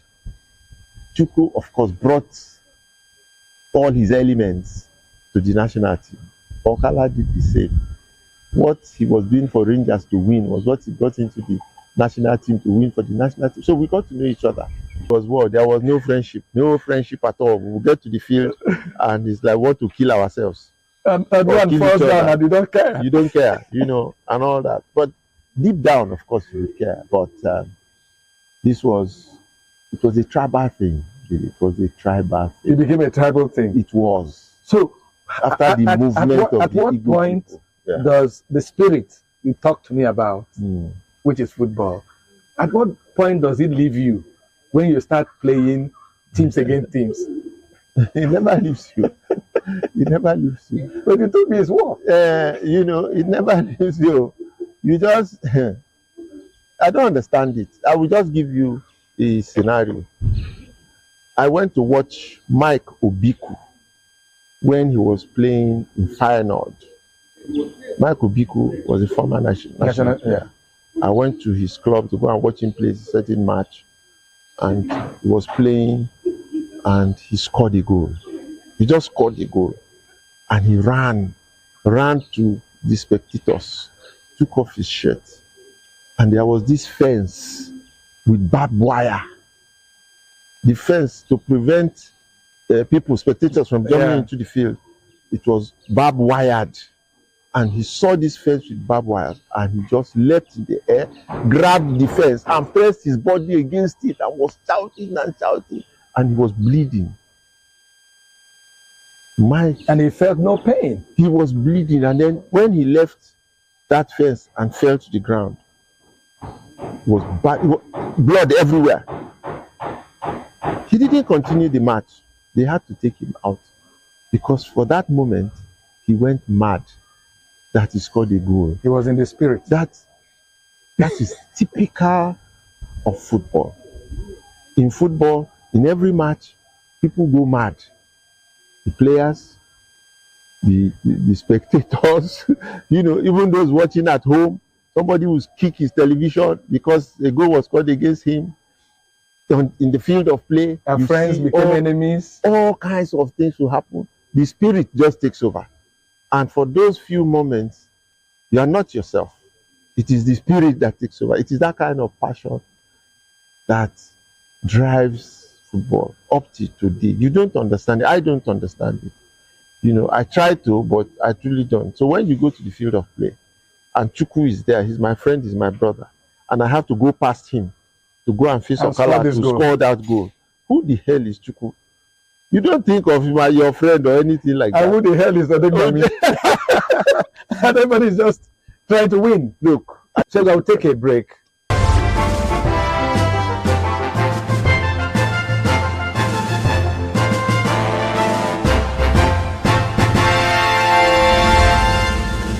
Thanks for staying with us, and my guest is still Segun Odegbami, Olympian, former Green Eagles, sports commentator, businessman, and so many things. Segun, so many things, except that I'm not a businessman. If I was a businessman, I would be a billionaire in this country. Now, I don't even have the million. And you are calling me a businessman. No, I'm not a businessman. No, I'm saying it. What haven't you done, Segun? No, that to have done so many things doesn't make me a businessman. You are into entrepreneurship. You are into sports marketing. You are into. Let me even before I ask my last question, Segun, what is the secret that you're still looking so young? No, I'm not. No. I didn't say you are. I said you are looking so young. Mm-hmm. Tell us so that other younger people can learn from it. I don't know that I'm looking. Because you're not the only one that played football. Yeah, no, I don't. Neither were you the only one that went to the Olympics. So I don't know that I'm looking young, because everywhere I go to, all these small boys, they will be saying, "Daddy, daddy, daddy." They call me daddy too. So, so how can you say? No, but daddy. No, I'm tired of that. How have you? I mean, before this interview, we were talking, and you talked about, always doing something. Yeah. Always.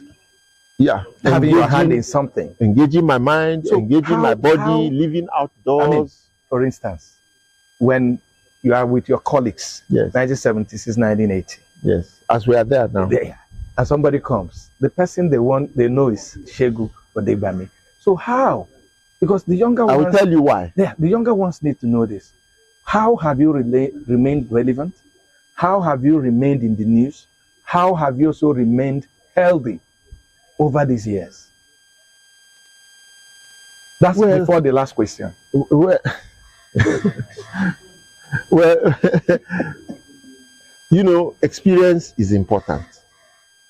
Knowledge is important. What is more important is what you do with the knowledge you have or with the experiences you have. You know, it is in the doing. It is not in just the knowing. So what have I done? I have utilized my little education. I've utilized my vast experiences, which you cannot buy in the marketplace. The experiences that I have, some of which I have shared with you today, you cannot buy it in any supermarket. I own them. So what do I do with them? That's what makes a big difference in my life, that I observe makes a big difference in my life.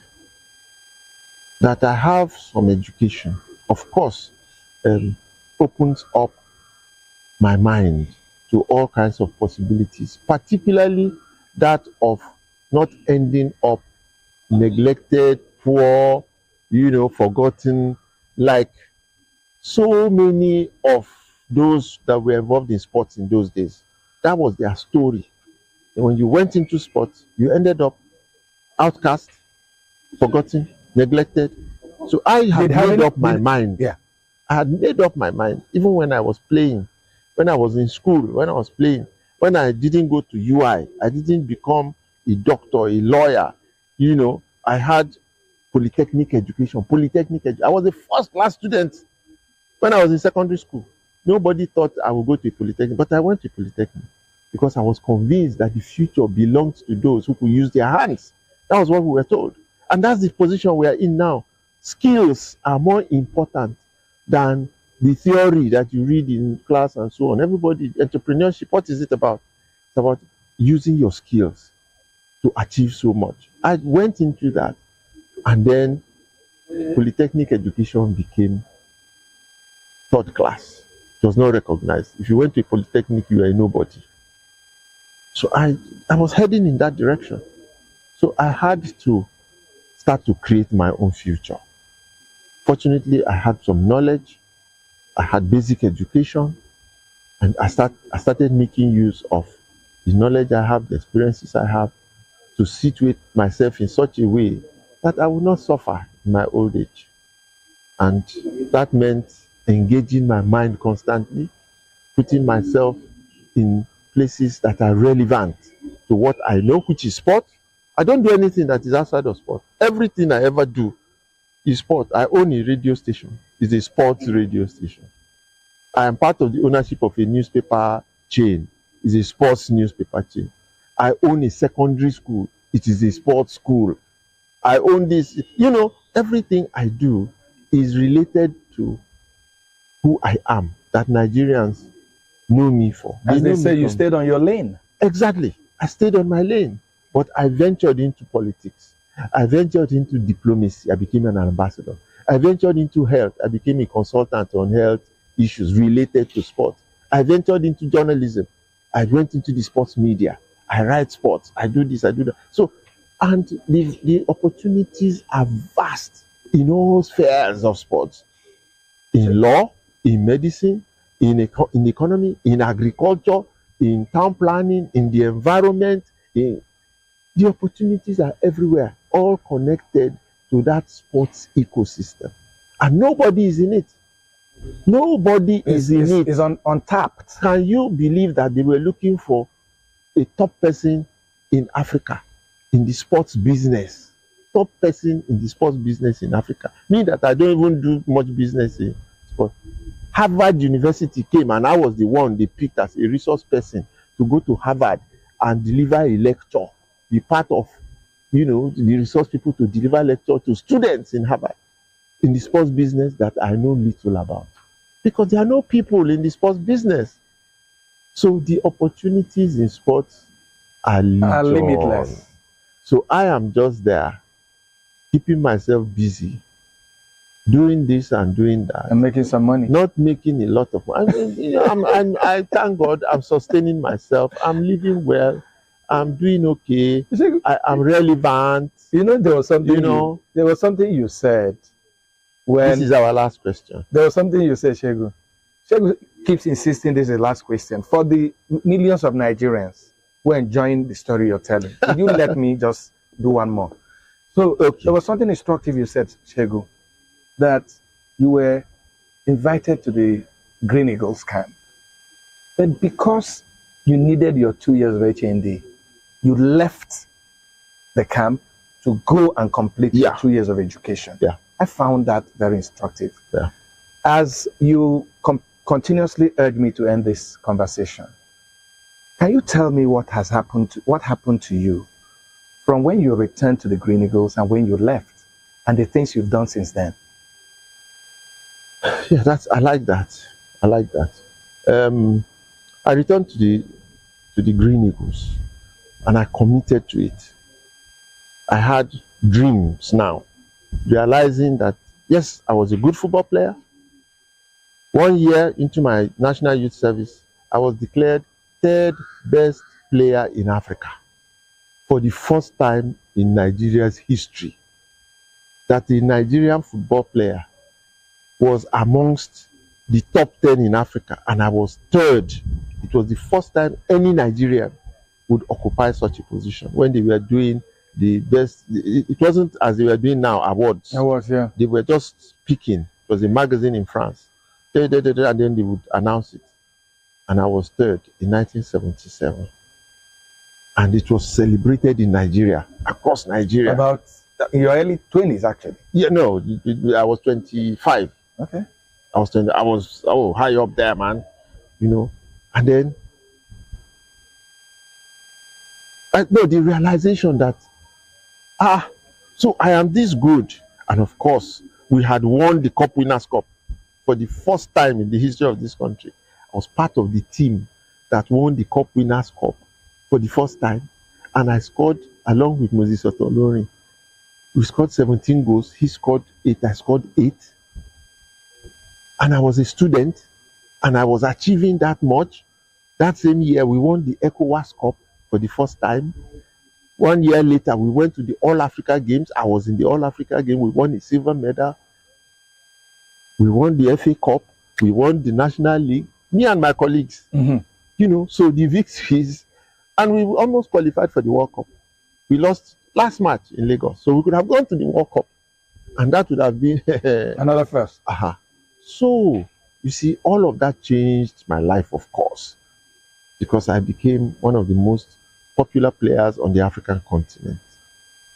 And that's important. I had to start to dream. So my dream was to become Africa's best player. I wanted to become Africa's best player. I wanted to be part of those that will win the Africa Club Championship for the first time. Those were my 2 ambitions. The World Cup was the 3rd. If we qualified for the World Cup, that would be 3rd. And I chased after those 3. I chased after those 3. And I came close, so close, in 1981, 1982. In 1982, had we defeated Algeria, had we left politics out, we would have defeated Algeria in the last match to qualify us for the 1982 World Cup in Spain. Had we not lost Felix Owolabi, not by death, by yellow cards and so on, to play in the finals of the club championship, and if I didn't have an injury at the semi-final, between the 2 of us, we could have won and become the first club to win the Champions League. Had those things not happened, that year I would have been declared Africa's best player. So in 1 year, I could have achieved all 3. All you wanted. I failed in all 3. I took my shoes in December of 1984 and I threw them into the terrace, and I never went back to football again. Playing football? I stopped completely. Now I decided to chase other things, but not football this time. but I was going to ride on the back of football for the rest of my life. I'm still on that journey up till now. From 1984 to 2025, I have been in the sports world. I have managed athletes. I took Chioma Ajunwa Charity Opera to go to the Olympic Games. One came back with gold, one came back with silver. For 4 Great years. job. For 4 years, I was Nigeria's only athlete representative in the IAAF. That's the International Amateur Athletics Federation. And I was competing against representatives in Europe. I was following the girls to their races. I was into athletics. I have since then managed basketball. For 8 years, I was the de facto chairman of the best basketball team in Nigeria that qualified several times for Africa. One of the topmost basketball teams in Africa. I was like the chairman of that club. I was a consultant to First Bank. So I'm just saying, I have done so many things. For over 20-something years, I've been consulting for the Nigeria Heart Foundation. I am an ambassador of exercise medicine. I am a champion of non-communicable diseases in Nigeria. I am ambassador in the Nigerian Institute of International Affairs. I head the sports and diplomacy unit. I am this, I am that. I've just been venturing into everything. So that has been my life. I am not idle. I am not idle at all. I don't have idle time. I don't have spare time. I am engaging my mind in all kinds of physical, psychological, mental activities that are stimulating, related to sports, that keep me going. They keep me happy. So you know you've had a very exciting life, full of activities, full of so many things. When you look at these years, what will be your highest and what will be your lowest? What is your biggest regret? And what was that time in your sports journey that you thought that this is it for me? Well, the best way I would answer you is that this is deep philosophy. What you asked me is deep philosophy. It's not a physical thing. The way I say it, it's not a physical thing. So I can't answer you the way you expect me to answer you. There are no regrets. I've lived my life the way the universe has shaped it. I've learned to accept it and embrace it. I behold it and I like it and I celebrate it. No aspect of it is good or bad, or it is just there, and whatever it is, I accept that that's what life offers me. So there are no high points or low points, or even though physically it's, oh, we didn't win this cup, we didn't win that cup, but it's all part of the plan for something that is beyond me. I don't know what it is. So for you, it's been an exciting journey. Fantastic. I have enjoyed every inch of the journey, the good, the bad, the ugly. It is all good. So your final question. What would be your advice to sports managers in Nigeria, our football, our other sports? What would be your advice? Because I don't want to say it's my opinion, but a lot of people think that our sports is not as boisterous as it used to be. So what would be your advice for a more successful sports engagement, a more successful use of sports as a pedestal to do a lot of great things for our country? Well, the sports industry, the sports business is a huge industry. It covers virtually all aspects of life. It affects all aspects of life. If you host the World Cup, for example, the least activity in hosting the World Cup is the football that is played there itself.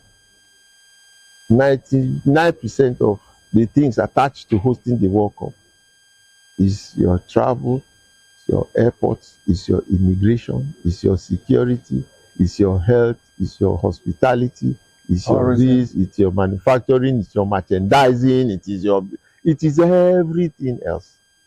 So you see, The sports space is vast. The opportunities that the power of sport, the followership of sport, the passion of sport, the opportunities that all those things present are limitless. But they are there for he or she who has the creative mind, the innovative mind, who can focus to tap into and create their own future. The opportunities are there. We've not scratched the surface. And I'm not just talking Nigeria. Even the world as a whole has as a tool something that some countries are realizing is more potent than the gun. Go to the Middle East now. Go to Saudi Arabia. Go to Morocco. See what Morocco is doing. Go to see what they are doing. They are developing a huge tourism industry that is driven around sports. America has led. It's a whole planet of activity and businesses and all of that. In Nigeria, we haven't even done anything. We are not even part of it. So we need to wake up. So our managers, our children, our parents, our schools, our institutions, everybody must devote a little time to think of what I have said, to start to look at sports. Keep aside all your former knowledge, your thinking about what sports can do, and start to think afresh and look at it critically. Have a forensic look at it and examine the possibilities. It is fun. It is play. It is exercise. It is well-being of a person. It creates job opportunities. It fertilizes the mind. It is something that can drive whole industries. Any such thing should be embraced, should be encouraged. So my word for our managers and so on is that sport is there. It is wasting, like a beautiful flower in the desert.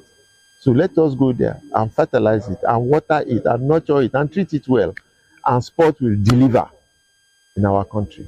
I thank you very much. I thoroughly enjoyed this experience. Thanks for the opportunity. Well done. This singular opportunity. I'm privileged. Thank you.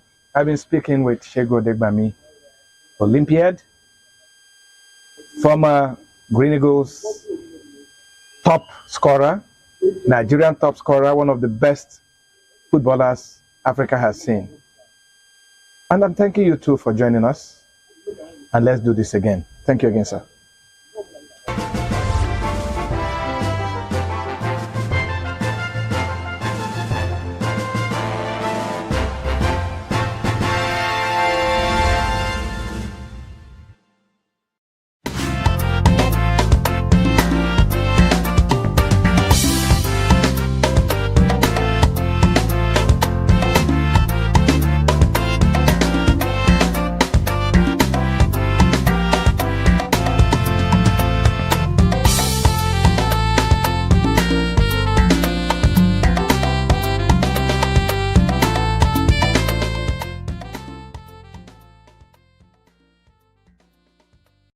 Every second, every minute, every day, news is breaking, events occur, and there are new developments. At Signature TV, we follow these stories objectively, bringing all sides without bias, explaining the complex issues, breaking down the numbers, and investigating the issues behind the news. Anywhere and everywhere, near or far, wherever the news is, we will be there. Signature TV. News in your pocket.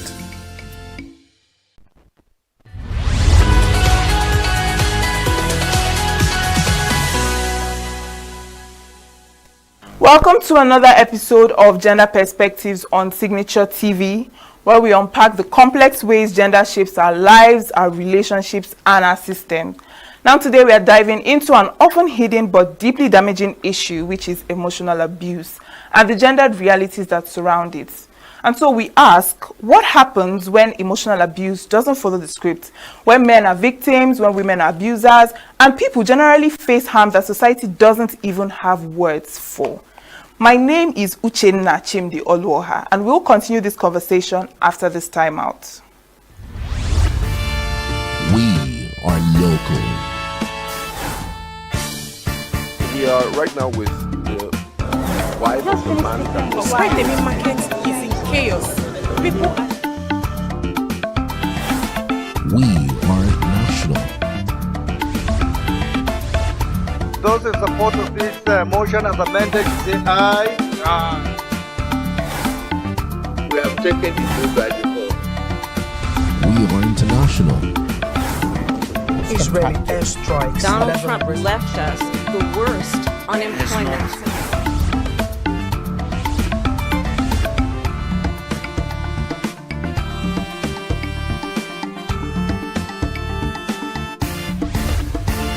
Signature TV, news in your pocket.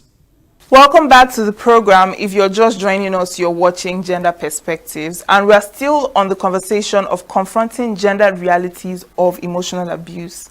Now, emotional abuse involves a consistent pattern of behavior which is aimed at controlling, manipulating, belittling, or isolating another person. And it also includes tactics such as gaslighting, verbal insults, threats, blame shifting, emotional blackmail, and, chronic invalidation. And while emotional abuse leaves no physical scars, its impact can be just as, if not more, devastating than physical violence. And yet, because of cultural norms, gender stereotypes, and silence, it often goes unrecognized, especially when it doesn't fit the traditional narrative of male perpetrator, female victim. But our background report will help us understand this a bit better. Emotional abuse, while often hidden from plain sight, is a pervasive and insidious form of violence that leaves deep psychological scars. Unlike physical abuse, which is more readily recognized and condemned, emotional abuse can be subtle, sustained, and easily dismissed, particularly when viewed through gendered lenses. Emotional abuse involves a consistent pattern of behavior aimed at controlling, manipulating, belittling, or isolating another person. It includes tactics such as gaslighting, verbal insults, threats, blame shifting, emotional blackmail, and chronic invalidation. Unlike physical violence, emotional abuse often operates under the radar, leaving no visible marks but eroding the victim's sense of self, autonomy, and worth. While emotional abuse can occur in various relationships, including families, friendships, and workplaces, it is most commonly studied in the context of intimate relationships. In this context, the abuse functions as a tool for exerting dominance and power over a partner. Examples of emotional abuse include things such as humiliation and criticism like name-calling, insults, belittling accomplishments. Control and shame such as monitoring whereabouts, digital spying, gaslighting, making unilateral decisions. Accusing, blaming, and denial like trivializing feelings, blaming the victim for the abuser's problems. Neglect and isolation like eliminating contact with friends and family. Research and lived experience show that women are more likely to report emotional abuse, often alongside other forms of intimate partner violence. In many cases, this abuse is rooted in patriarchal ideologies that assign women subordinate roles, promote male entitlement, and normalize male control. Tactics like jealousy framed as a protection, or isolating a partner from friends and finances, are often dismissed as normal relationship behaviors, particularly when men are the perpetrators. Additionally, women face heightened barriers in living emotionally abusive situations, including economic dependence, child custody threats, and societal victim blaming. Men also experience emotional abuse, but social norms that equate masculinity with strength, stoicism, and emotional suppression create significant barriers to acknowledgement and help seeking. Many male survivors fear disbelief, ridicule, or being perceived as weak. As a result, the abuse often goes underreported or unrecognized. Male victims may face unique forms of abuse, such as humiliation targeting their masculinity or parental alienation during custody battles. When they do seek support, services are often ill-equipped or biased, reinforcing the invisibility of male victimhood. Cultural norms, religious beliefs, media representations, and legal frameworks all shape societal understandings of emotional abuse. In many communities, women are still expected to be nurturing, submissive, and forgiving, which can pressure them to tolerate abuse. Men, meanwhile, may internalize beliefs that seeking help is unmanly. Even within legal systems, emotional abuse is frequently under-recognized, with many jurisdictions lacking clear legal definitions or adequate protections. When it is acknowledged, responses often fail to reflect the gendered dimensions of power, control, and vulnerability. Emotional abuse is not gender-neutral, even though it affects people of all genders. It is shaped by deeply rooted societal structures that influence how it is experienced, interpreted, and addressed. Confronting its gendered realities means dismantling harmful norms, expanding our definitions of survivorship, and ensuring that no one, regardless of gender identity or expression, is left invisible or unsupported. Only by taking an intersectional and inclusive approach can we truly address the hidden epidemic of emotional abuse. Addressing the gendered realities of emotional abuse requires tailored support and resources. While general services for domestic violence victims are crucial, recognizing the specific needs and experiences of different genders is essential. For women, this includes access to safe shelters, counseling that addresses trauma and the impact of gender inequality, legal aid, and economic empowerment programs. For men who experience emotional abuse, it's vital to have resources that acknowledge their experiences without judgment and provide pathways to support and healing. Breaking down societal stigma around male victimization is also a key aspect of effective intervention.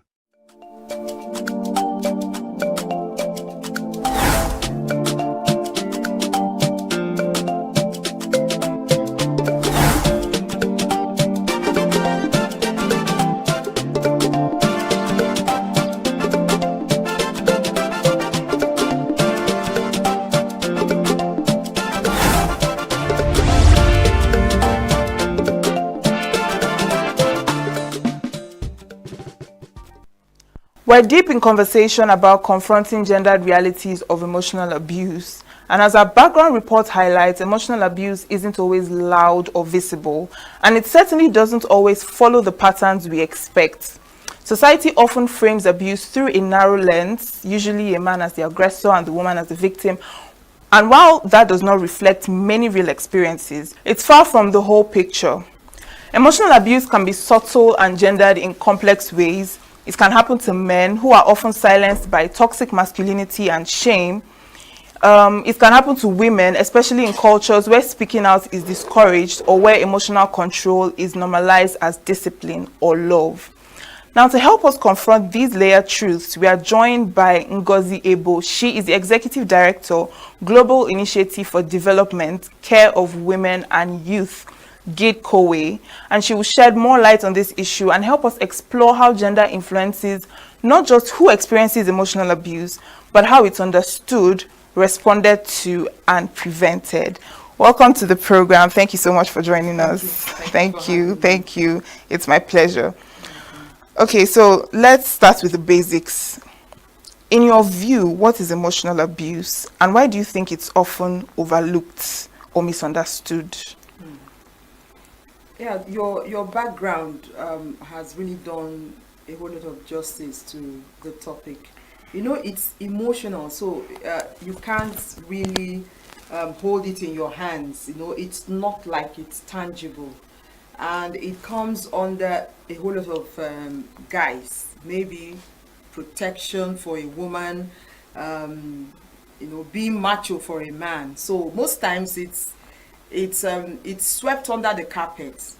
I was in a meeting and some people were asking the team lead of that group, how do we deal with hurt when someone has hurt us? And he said, when you're hurt, just find a way to forgive and move on.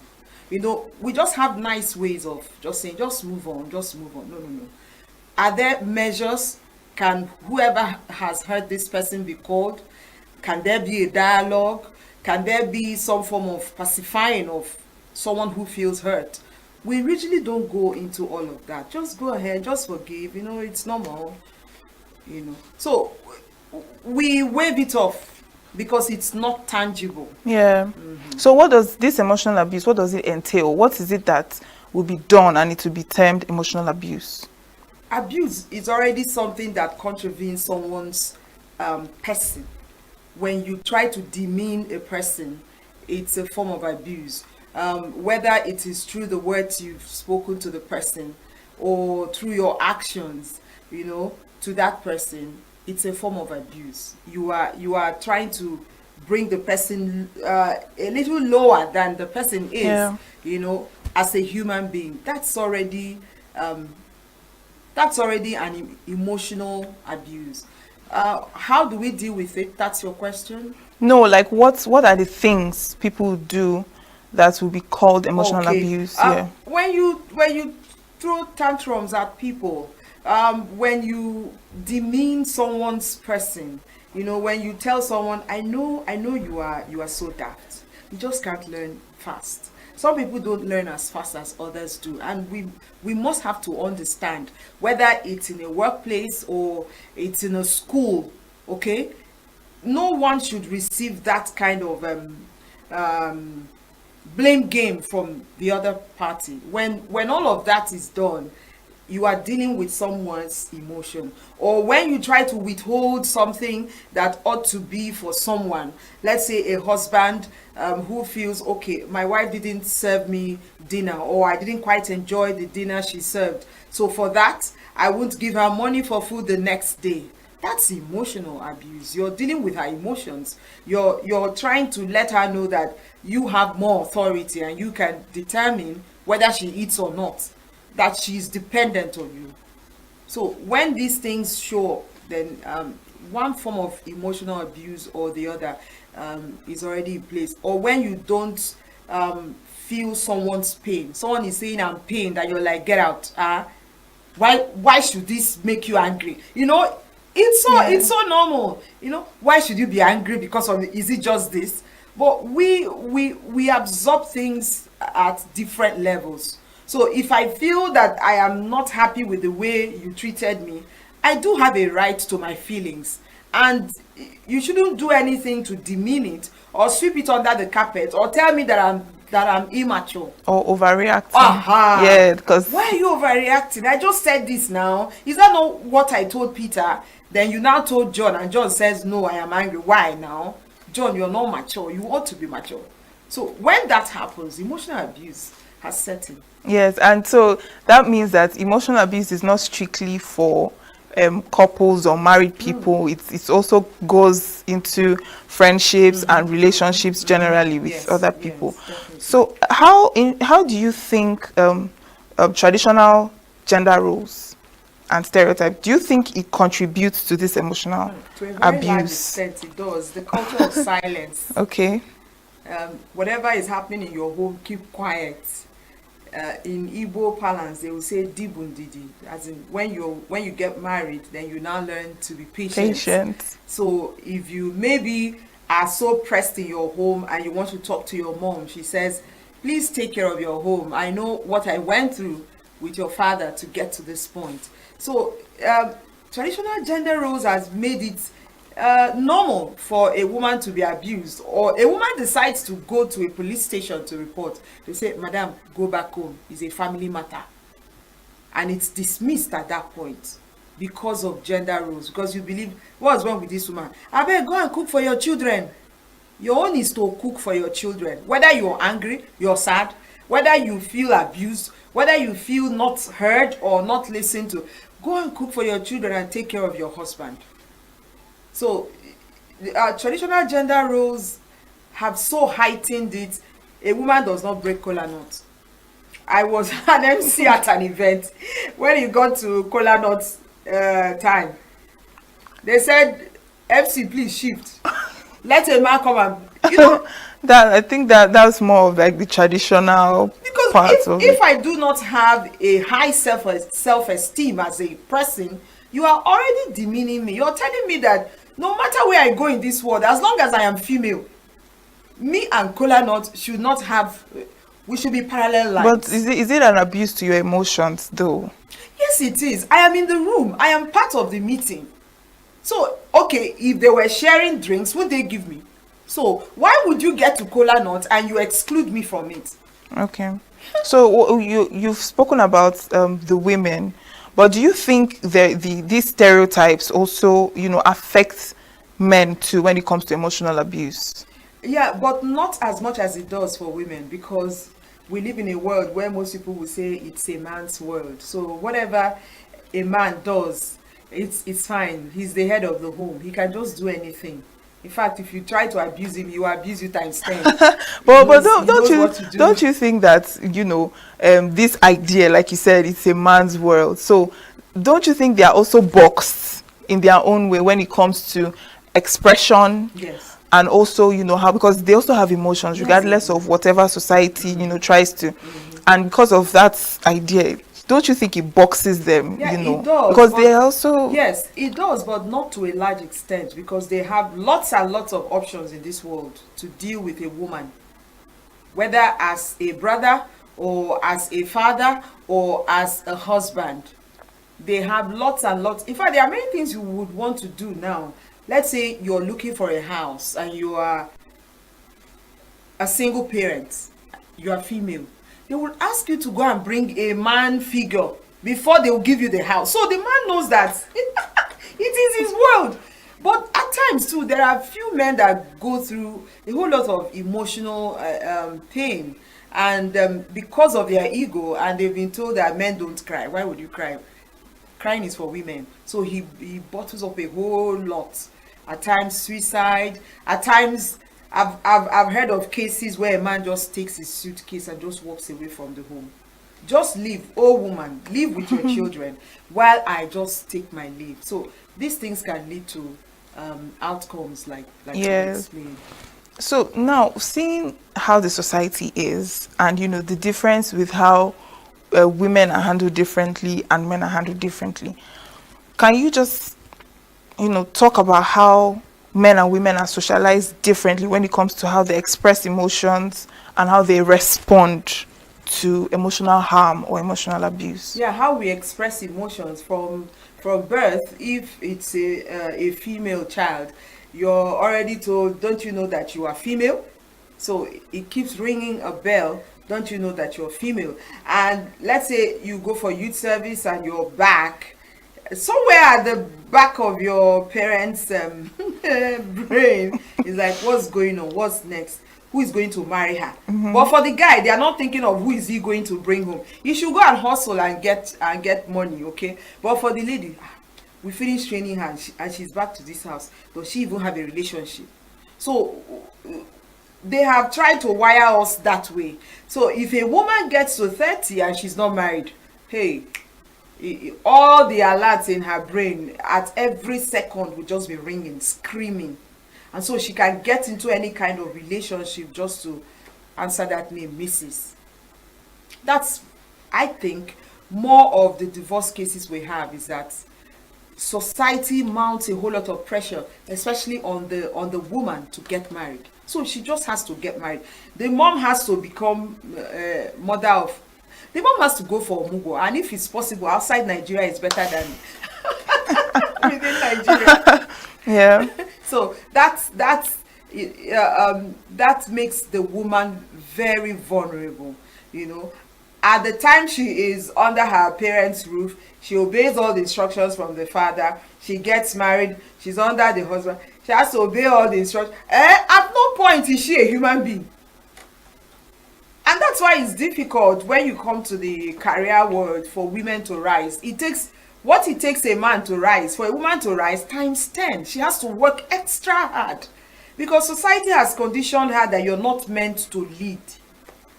So when men see a woman rise, she's arrogant, she's too radical, she's assertive. But those same qualities are what the normal man would have, and they'll say, wow, you're doing so great. So how come the woman has it and she talks too much, you know, arrogance and all?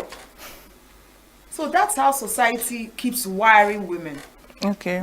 So from what you've said now, not just women but also wires men too. Yes, wires them to know that they are the ones in charge, no matter what. I've had cases where women work and they have to go and submit their salaries to their husbands. I've had a case where a woman was empowered with as low as 50,000 naira, and she got back home. The man had to use something to break her hand because of 50K. So for the man, I married you, I paid your bride price. So whatever accrues to you, I am the one who should enjoy it. I should be the one to now give you if I feel that you need. It's crazy. It's really crazy.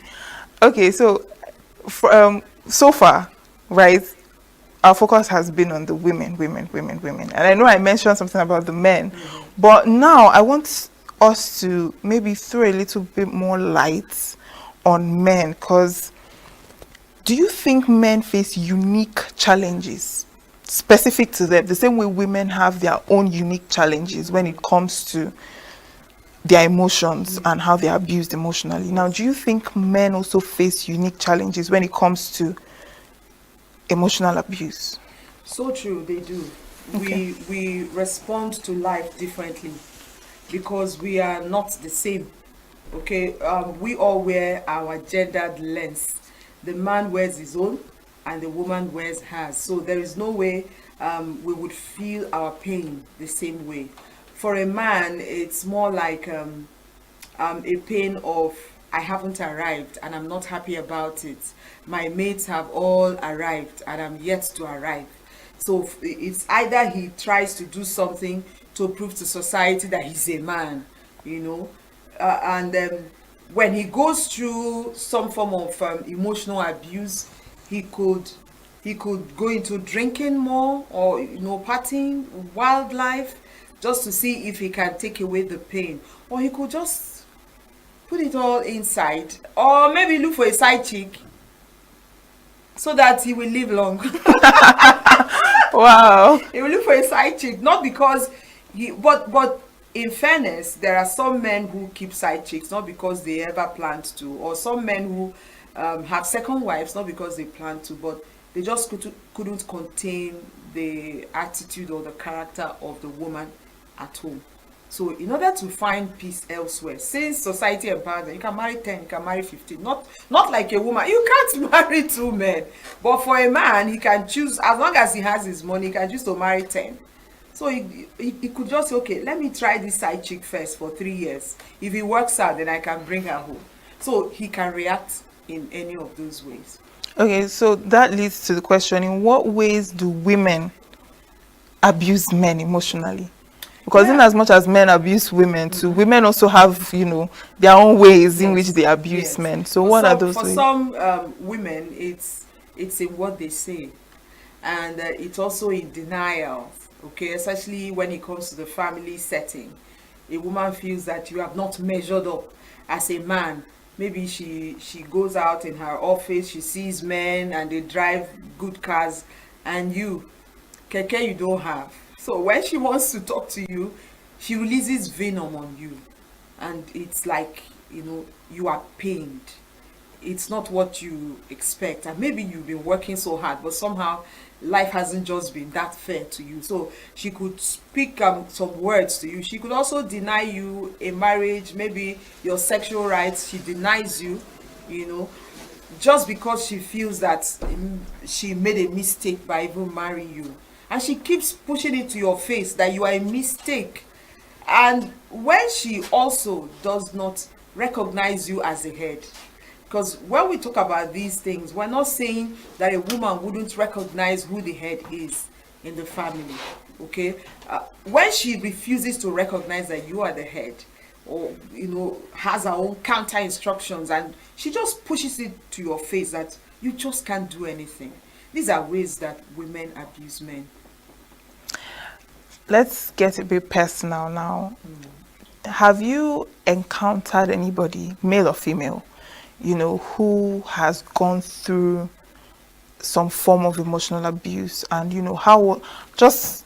you have any experience as to maybe meeting somebody or having an encounter with somebody who has gone through this kind of thing, and how they were able to come out deal of with it? a whole lot of survivors in the work that we do, and let me talk about one of the survivors. She was a seamstress in ENUGU, and the Christmas period, this guy comes back to the village for Christmas and sees her and likes her, and before Easter or close to Easter, he performed all the marriage rites and took her to Lagos. She said she hadn't been to Lagos before, and she went into that marriage with everything in her, and on getting there, if she needed to step out of the compound, she needed to obtain permission. In fact, she couldn't leave her home when the man wasn't there, except for going to the market or going to pick up her son. But that for her wasn't even the issue. The issue was that each time the man would come back in the evening, I guess it's a public compound, the man would speak to her in ways she wouldn't like, beat her up if he feels there's anything she ought to have done that she hasn't done, to the point where I guess the man was into one form of cultism, to the point where her undies, her panties, she would suddenly start looking for them, okay, and she would ask the man, and the man would just give her a dirty slap for even asking where her undies were. At some point, no money, no business, nothing. Then she tried to escape. I don't know who told, I don't know, maybe someone in the compound told the man. The man came to the park, picked her back to the house. But eventually, over time, she escaped and came back to her family house in ENUGU. And we met in ENUGU when she told this story. So she said she was done with the marriage. So the first, she got in contact with her husband's people to say, we want to return the bride price. And those ones were like playing her. And so we took her to FIDA. FIDA said, go to the court, to the customary court in your village. Since you had traditional marriage, go there and return that bride price if they don't want to accept it from you. So that was what she did, and she had to start life all over again. She went back to her sewing business and began picking the pieces of her life. Okay, wow, that's quite a story. That's a very sad one. Did it aside from the, because you mentioned, I believe he also physically abused her during the course of that. But since we're talking on emotional abuse, were there any side effects or, from that encounter, that experience that, because emotional abuse kind of makes someone feel like they are not enough, kind of reduces their self-esteem. So did it affect her in that area in any kind of way, or okay, is she struggling with some maybe form I of... should give you the other part of the story, because she said that when she came back for 4 to 5 months, her family made her stay indoors, not to come out, because she was looking so emaciated. She needed to get her psyche back, so she stayed indoors for 4 to 5 months before she started coming out to her mom's shop. A whole lot of damage was done to her, the psychological, typically not for the Gen Zs, but for those who were born in maybe 70s or early 80s, when they go into marriage, they actually go in with all their heart and they're not wishing to come out, so these things, they look like they truncate somebody's life, truncate all your plans. After 10 years, you're back to square zero. You feel inadequate. Your self-esteem is at the lowest ebb that it can ever be. And for her, she believes all men are just the same. These are the side effects, that it had on her. Do you think physical abuse and emotional abuse go hand in hand? Once you see one abuse, there are many abuses that are around. They don't exist in isolation. So once you find physical abuse, check well. Psychological, emotional, financial, whatever is there. It's all okay. So at the end of the day, one abuse takes care of the rest. Yes, because by the time you hit a woman, you must be saying something. Stupid idiot. You're hitting her. Oh yeah, get out of this house. All manner of things. So they all go hand in hand. In fact, for that, tomorrow I'm going to give you money for food. Let me come back to this house and not eat. So emotional, psychological. So where do you want her to get the funds? Assuming you have stopped her from working. So once you find one, look very well. The other ones are around. Well, do you also handle cases with men? Yes, we do. So have you handled any case? The issue is that most men wouldn't want to. Wouldn't want to. Okay. But I remember visiting at the house committee chairman on education at the ENUGU State House of Assembly, we're actually planning to have, a men's roundtable. He shared some experiences some men had shared with him, and and said those men wouldn't want to come public to share. So if we could maybe organize a men's roundtable and we'll talk about it. Because men wouldn't just want to come out and say, my wife has been dealing with me. They'll be like, hey, are you a man? Or you're a woman? Wow. So their own form of recuperation is different from that of a woman. A woman can be telling everyone, I'm dying, he has not given me food. But not for a man. Yes. He wants to, bottle it up and protect his ego. Yes. It's an ego thing. Yes, it is. Now, coming down to our legal systems, you mentioned that the lady, you handled her case, you had to tell her to go to the customary courts. Yes. Now, do you... FIDA. FIDA is a federation of lawyers. They have branches all over Nigeria, and they do pro bono cases for survivors. Exactly. So, do you think that our legal system, they adequately recognize and respond to emotional abuse? Because most of the cases are physical. So, but when it comes to this aspect of abuse, do you think our legal system actually, give it the attention? Even the physical, let's even begin from the physical. Even the physical, so far, some progress has happened, but we haven't yet reached where we want to get to, even with the physical. At times, the story of Osinachi and the husband, and the fact that he's been sentenced to hanging, like we heard, and I asked myself a question, how come we haven't heard that someone who hit the wife and the wife died, was sentenced to hanging? This is the first time I'm hearing it. So does it mean that all other men, they found them not guilty? I still think that our judiciary, of course, is work in progress, but there is this thing about someone who has influence in society. When someone has that kind of influence, at times it looks like justice is not really meted the way it should be. But for the guy who doesn't have anyone to speak, you are the one who is at fault. All the provisions of the law will come heavy on you. How come we're just hearing of hanging for him? We heard of a case of a commissioner in Anambra State some years back who hit his wife until his wife died. I didn't hear anything again about that case. Nobody sentenced the guy to anything. So we still need our judiciary to, a lot of work still needs to be done, because it's not enough at this point. No balance. That's a good one. And the media as well.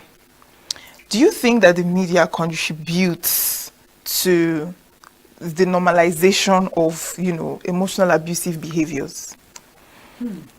Especially when the way it portrays gender in relationships and, things like that. Media, social media, all forms of media. Do you think they have... Media is not out of the society. Media is part of the society. So if a media personnel doesn't understand what gender is about and protection of rights of women, he or she will be the first to even do the abuse.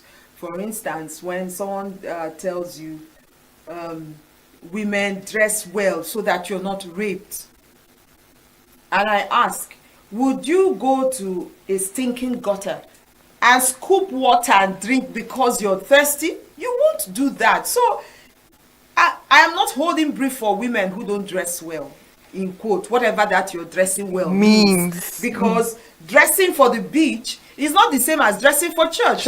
So I won't appear all dressed up for the beach, So we all need to be schooled on all of these things. No, there is no reason that is justified for abuse. Not one. Because if a woman is not properly dressed, what's your problem? Go your way. Did she drag you or something? You can as well ignore. Do you know how many things you ignore when you're driving, for instance? Okay, so you would have, maybe you see where people are fighting, you stop, you now go and join because you saw people fighting, so just ignore and go your way. For that thing that you feel that is indecent is relative. It may just be that the weather for that woman is so hot and she decides to wear something that just have, just one slip, and you're like, hi, she's even showing all her hands. Just pass and go. So if the media is not trained to understand all of this, they would keep re-stigmatizing a survivor. You were raped because you were walking on a lonely path. You were raped because your cleavage was showing. You were raped because you're beautiful and you now made up. See what yeah. So the media needs to be schooled to understand issues around gender and abuse. Yeah. No one has the right to abuse anybody. Person. And when a case of abuse has been established, it's no more between the two persons. It's between the government and the abuser. It's no more Chike raped Mary. It's now, the matter is now between Chike and the government because it's a criminal offense, as criminal as armed robbery. Yes, that is true. Now, in our day-to-day encounters and in our relationships with people, both whether in the family or, as married people, there are certain words, there are certain phrases that people use every day. It seems normal to them, but it affects other people. So are there, some of those language people use in everyday life that might unintentionally, be a form of emotional abuse? There are so many. There are so many. When a man looks at, marrying a career woman or a woman who is not a sit-at-home mom, if a man is not secure and if a man hasn't decided to let that woman fly, he will so hunt her. And he has enough reasons, backed by society to really hunt her. So you hear something like, and you call yourself the mother of this child, and you don't even know that your child does not have this, and you call yourself this, and you're coming back. Or if a woman now decides to join politics, oh my God. So your own is just to be following men about, and you say you're holding meetings at midnight. But if that woman is a nurse, she can go for her night duty. If she were to be in the media industry, she can go for her night shift. But if she goes into politics and goes for night meetings, there are many things. In fact, you could even tell her that from that meeting, just locate your father's house and just be going. So these things, you could say a whole lot. Or like I talked about a woman to a man when you think he's not measuring up. As in, that story they told of an empowerment for widows, and a woman whose husband is still alive joined the line for widows. And they asked her, even the ondo. When you hear such things, when some women actually say a whole lot to their husbands, because maybe the idea they had when they were getting married is that this man would solve all my problems times 1 million, and now you are in 1/100 of your problems he hasn't solved. So you see him as a failure. So you just treat him like one dog that you just got in the house to protect the house. Well, this is your food. Yeah, we don't have food. Yeah. Such things. Okay, finally, before we go, what do you have to say to people who are survivors of emotional abuse and also people who emotionally abuse others? Okay, for survivors, it's not the end of the world. You have gone through a season and determined not to inflict your pain on anyone. Most times what happens is that most people now inflict that same pain that they went through on another person. Or, you just want to make things difficult for others because it was made difficult for you. First, you have to understand that it's not because you are not worthy that all that happened to you happened. It wasn't because you were not a good wife, for instance, if it happened in a marriage relationship.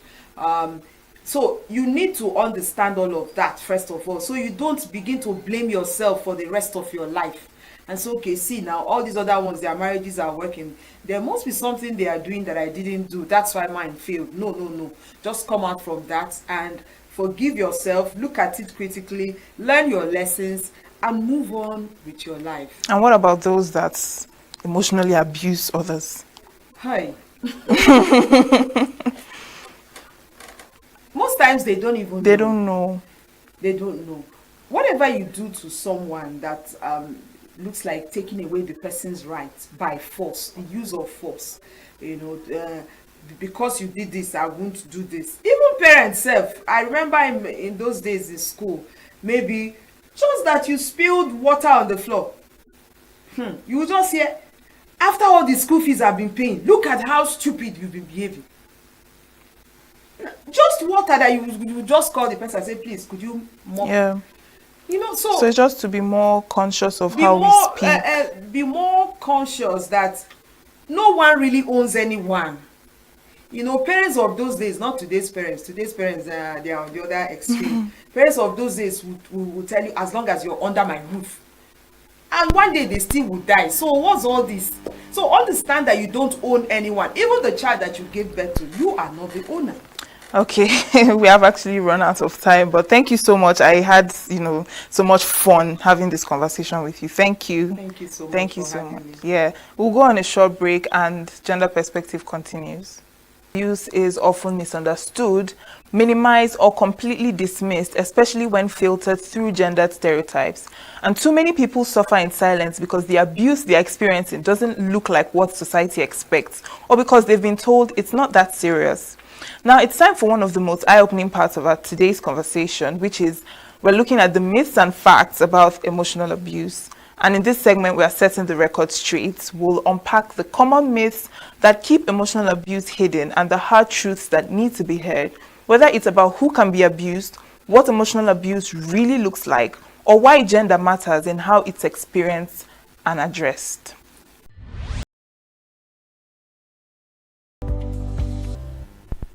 Top of the morning to you and welcome to a new day on Signature TV, of course, your favorite weekend show on Signature TV.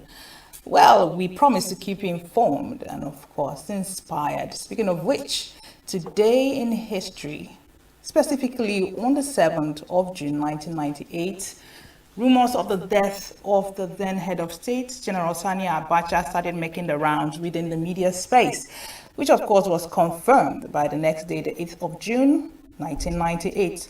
And of course, his death was what heralded the birth of democracy in Nigeria come 1999. Well, now you know. I'm your host, Chigichi Agorom, and we invite you to be part of this conversation today, so you can go over to our social media platforms on YouTube, on Facebook, TikTok. Go subscribe, like, comment, share, tell someone to tell someone. All right, you know that you can also download our Signature TV app from Google Play Store so that you can keep abreast of our programs as they drop. I am Chigichi Agorom. Don't go anywhere. Up next, newspaper headlines and review.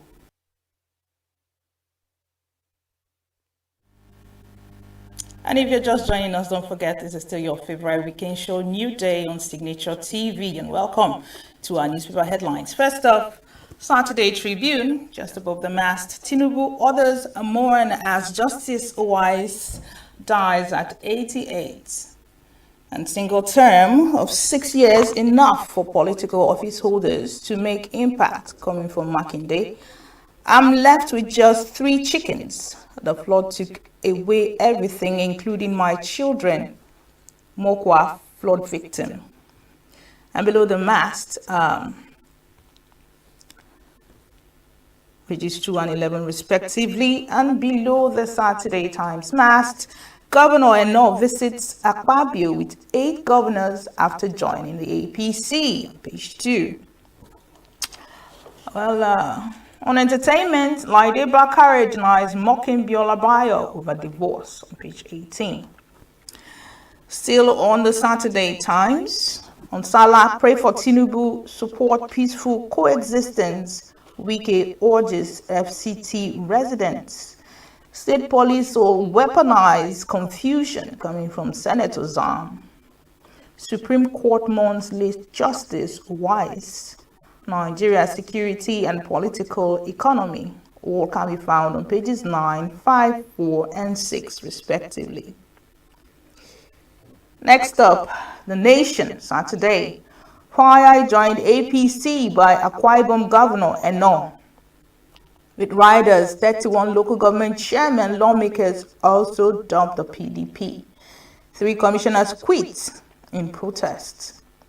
Tinubu, Supreme Court orders mourn as ex-Chief Justice of Nigeria, Wise, dies at 89. Inside story of alleged ENUGU ritual killer's pit of horror. Over to the Saturday Punch on Niger. Flood victims' families hold bittersweet Salah celebrations. Stop destroying church buildings. Deeper Life tackles Lagos. Hurricane Tinubu to sweep more states after Governor ENUGU's defection. With riders ENUGU, Plateau, Rivers, Osun may join ruling party, and President watches as Akpabio and 9 APC governors welcome ENUGU. The Weekend Trust, just below the mass, Mokwa tragedy. Survivors recount harrowing experiences. ENUGU defect to APC. One commissioner resigns. Allow Dam 8 months after. Construction work yet to begin. Pages 28, 15, and 24 respectively. And boldly written in front of the Weekend Trust on 2027 questions over Shitima's fate on page 4. Still on Weekend Trust, inside lives of senior citizens. MS Sanusi Bayero hold parallel Eid prayers in Kano, Benue under siege, coming from Governor Alia, pages 30 and 25. On to the Guardian Weekend. Aftermath of Mokwa tragedy. Policy shifts, climate risk assessments are strategies to tame flooding. On the spotlight on page 14, towards a resilient future, OAU's council management align strategies for institutional advancements. On Eid el-Kabir, Tinubu urges prayers for troops, tasks Nigerians on unity and sacrifice. Why civil service must be transformed into effective machinery of running government by Adegoroye. Khan felicitates Muslims 6 prayers for Mokwa flood communities. PDP urges national reflection, calls on APC to end waste and deceit. Wise was a phenomenal jurist, statesman, Tinubu mourns. Finally, on the Guardian Weekend, voter education, civic competence, and participatory democracy in Nigeria. All right, and that's the much we can take on our newspaper headlines. And review ensues immediately, and we have our in-house analysts available and ready and poised to take us through the review. Chris the Oracle Maruka. Good morning. Good morning, Chigi. And good to be sitting just just across you on this very beautiful table. This beautiful Saturday. Gen Z said that there's a wine me. Go ahead, wine me, wine me. I am not Gen Z. you started leading their words. I am not Gen Z. Using their words and using their style to wine me. Wine you. I like the word. It's my pleasure. You're also looking great. Thank you. Thank God for it. Thank you. Absolutely. It's absolutely all the glory of God. All right. Let's get into it. Before we go, you started by today in history. Yes. And it goes down in history today that one of the African legendary musician, philosopher, veteran musician, Mike Ejara, died yesterday. He passed yesterday. The news said he died at about 8 p.m. That's an end of an era. And when you look back at Mike Ejara with nostalgia of all he has done he will tell you. You know, even in his music, you find that when the Igbo say, "Na afam mad in a chair," and like what somebody believes in, over time must come to pass. But God's time, when he said, "Uwangwede kamwa," people did not understand it earlier, and he played music. He broke the jinx and came to the top of the world and registered as one of the 100 top musicians that is trending. Yes. With this go. Yes. And people started doing the go, the dance stars, and that is all over the world. And it was even in White House they did go and they danced the go dance dance. What can we say about gentleman Mike Ejaya? As I'm not speaking because I know Signature TV will still do a lot. We're still going to, over time, bring people who know him so close and who can pick aspects of his work to review and analyze and talk about it. I'm sure the ENUGU state government did all they could. That's a thumb up for Peter Mba on that because he picked that low-hanging fruit quickly and, niched on it and then made Mike Ejaya life good and the family. He was actually immortalized. The street was named Mike Ejaya. His crescent named after him. Everywhere, and during the last days of his life, he attracted traffic of important It's phenomenal. You cannot just imagine when he told the people. I remember one of his music. I like him so much that when I'm driving, my children will say, "What is this?" And over time they started picking. When the cock crows at the depths will begin to look for where to hide. If you look at that music, there's so much of them. When cock crows, they said the depths will begin to hide. If you look at every single word of this music, deeply philosophical, deep meanings that touch their lives, everyone. So we mourn Mike Ejaya and we stand by all the people who love him and his music and say, may the angels of heaven, because you're a musician and a singer, sing you to sleep, and may your soul rest in the bosom of the Lord. Amen. Rest in peace, we Mike. will remember you. Of course, he's not dead. Artists don't die. Because at any time you play, Onyoru Taba. What happened to Onyoru Taba? The man who went to store snuff. When you play, the music of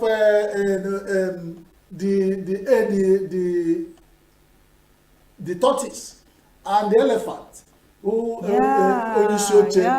that's where the go came. When you play that music, you remember Mike Ejaya. And it has retinue and number of music body of work. And it's now that you even know that musicians don't die. So live on, veteran Mike Ejaya. Rest in peace, John. Yes, and we move on. The next, come on with, because you came on with some of the things we talked about. Yeah, the in the course of the week. Yes, the newspaper.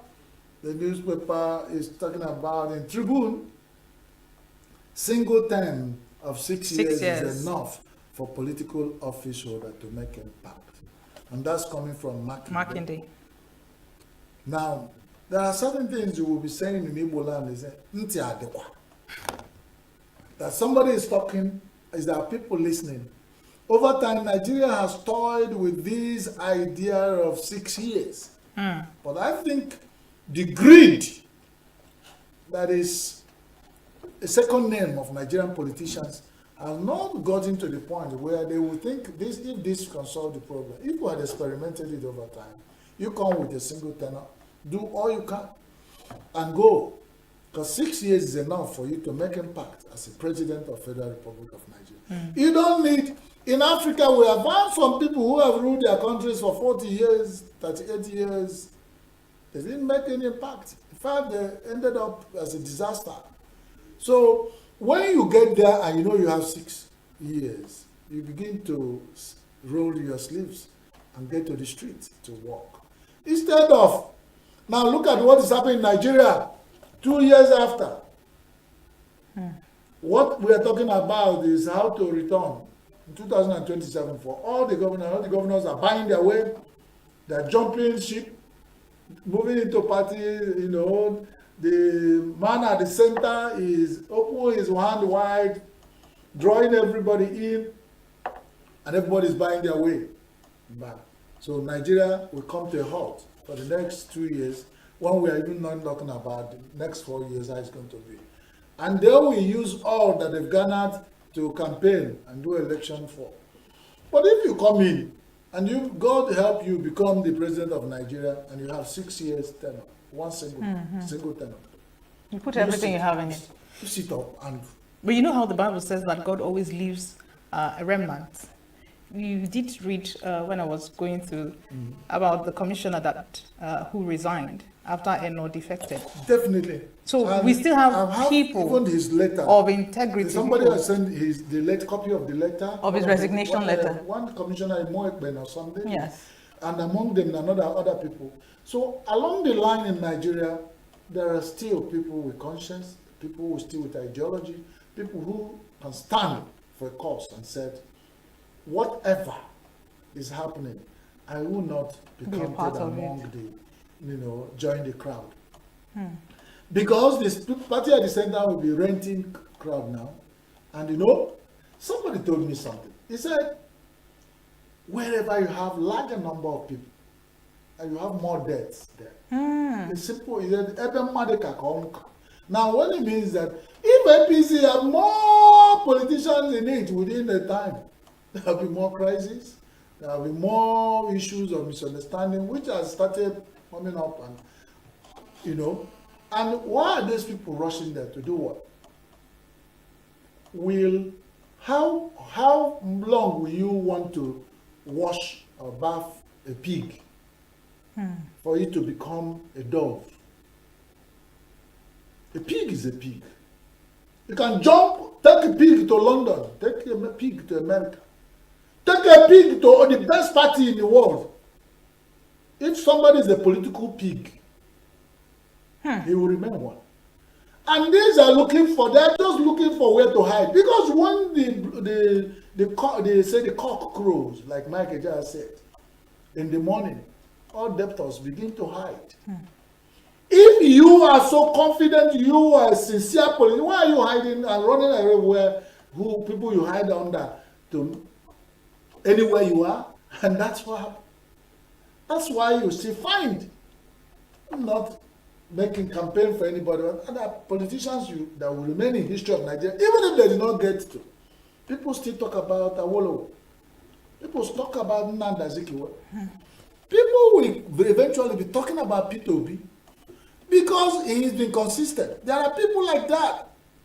This commissioner that refused to, over time people will remember that when everybody were jumping ship, they stood their ground. For what they believe, they are not convinced. And you cannot trade. You know what is worse? The threat that the governor of their state is coming in. It doesn't have any hold. Doesn't have any hold on them. So that kind of thing. And the question happened, why is the man jumping? Where is he going to? You know, the Justice Wise dies at 88. May God rest his soul. Amen. Nigeria is a month for him. These are the end of the era. As time go on, as people go, people are coming. My father told me a story of a madman. He said the man, we will find him in the street of Onitsha then, and the man will hitting his head on the ground.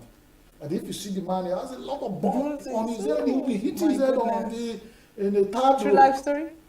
And he was telling, if the man will be shouting, Ndi Ndiana, boom, he will be hitting his head on the ground. Ndiana. People are going, people are coming. People are going, people are coming. And Nigerian politicians are aware. Where are the likes of Abacha? Where are the likes of Nnamdi Azikiwe? Where are the likes of Awolowo? Where are the likes of Balewa? Where are the likes? Where are the likes? The world, by your works, will remember. Will you be remembered? Now that these people are jumping fence, jumping, over time you have been a governor of a state for 4 years, you're not doing anything. When you jump fence, that's what you do. You jump fence, you came through the door, you didn't do anything. When you jump fence, that's when you perform. History is there. And some of them are so wicked that they don't think about people that are living behind. They are so selfish. If they don't jump that face, no matter what happens, that's how somebody will look at the people and say, if you don't jump with me, you are gone. He's not even appealing to them. He's not even convincing them. That will tell you these are people we made put in positions of authority in Nigeria, and they are moving down the street. Governor Eno visits Akpabio with 8 governors after joining. Yes, after joining. Good luck. And down there on the line, there are a list of people they say will soon join. I saw ENUGU, ENUGU Plateau. Plateau, where are they? The ones that are hoping that they will join soon. There's one guy in my place that normally, find in the joints. You can't say he's a drunk, but he's always at the joint providing jokes and people. Each time you see him and you call him his name, he say, "Oh, Modisha, this is me. I'm not the sheikh. Nigeria is here. Jump up, jump down. We are here. One day, the roll call and the history will be written. Everybody will have his own portion, if not now, hereafter." Punchy Punch says ENUGU Plateau Rivers. Yes. Those are the ones that, and the people, your shoe, they've moved, that idea has been on.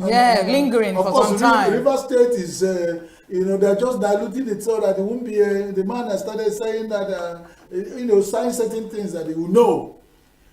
Ndiba is now, one of Kochanku, when a bird is flying and they start flapping the wings, that it's about to perch. Some of these people are already flapping their political wings, and we already do you think suspect of where they're going to perch. And where they're going to perch is not far off. You can imagine. I'm still looking at River State. Do you think part of the prerequisite to have Sim Fubara return to the State House, do you think that defecting to APC would be part of the prerequisite to have him back? Onye jigu, that's my people say. Onye no banegi, papa. If anybody marries your mama, he becomes automatically your papa. This is what we are seeing, and it's political intimidation. Of when you have those with the strings, all this political horse trading with strings, pulling people here and there. If you don't do this, the point is obvious. Offer you a bribe you cannot refuse. Or you refuse the bribe and find yourself walking in Alaska when you did not dress warm. That is what we are talking about. So when you're there, they're giving you big names. And I've also tried to give big names. We need to study such political sagacity and intelligence of some of our leaders. But at the end, is it to our collective favor, or is it for a selfish interest? We have to look at it. Then the Weekend Trust said 2027 questions over Shetima's faith. And I don't know who they're asking. Government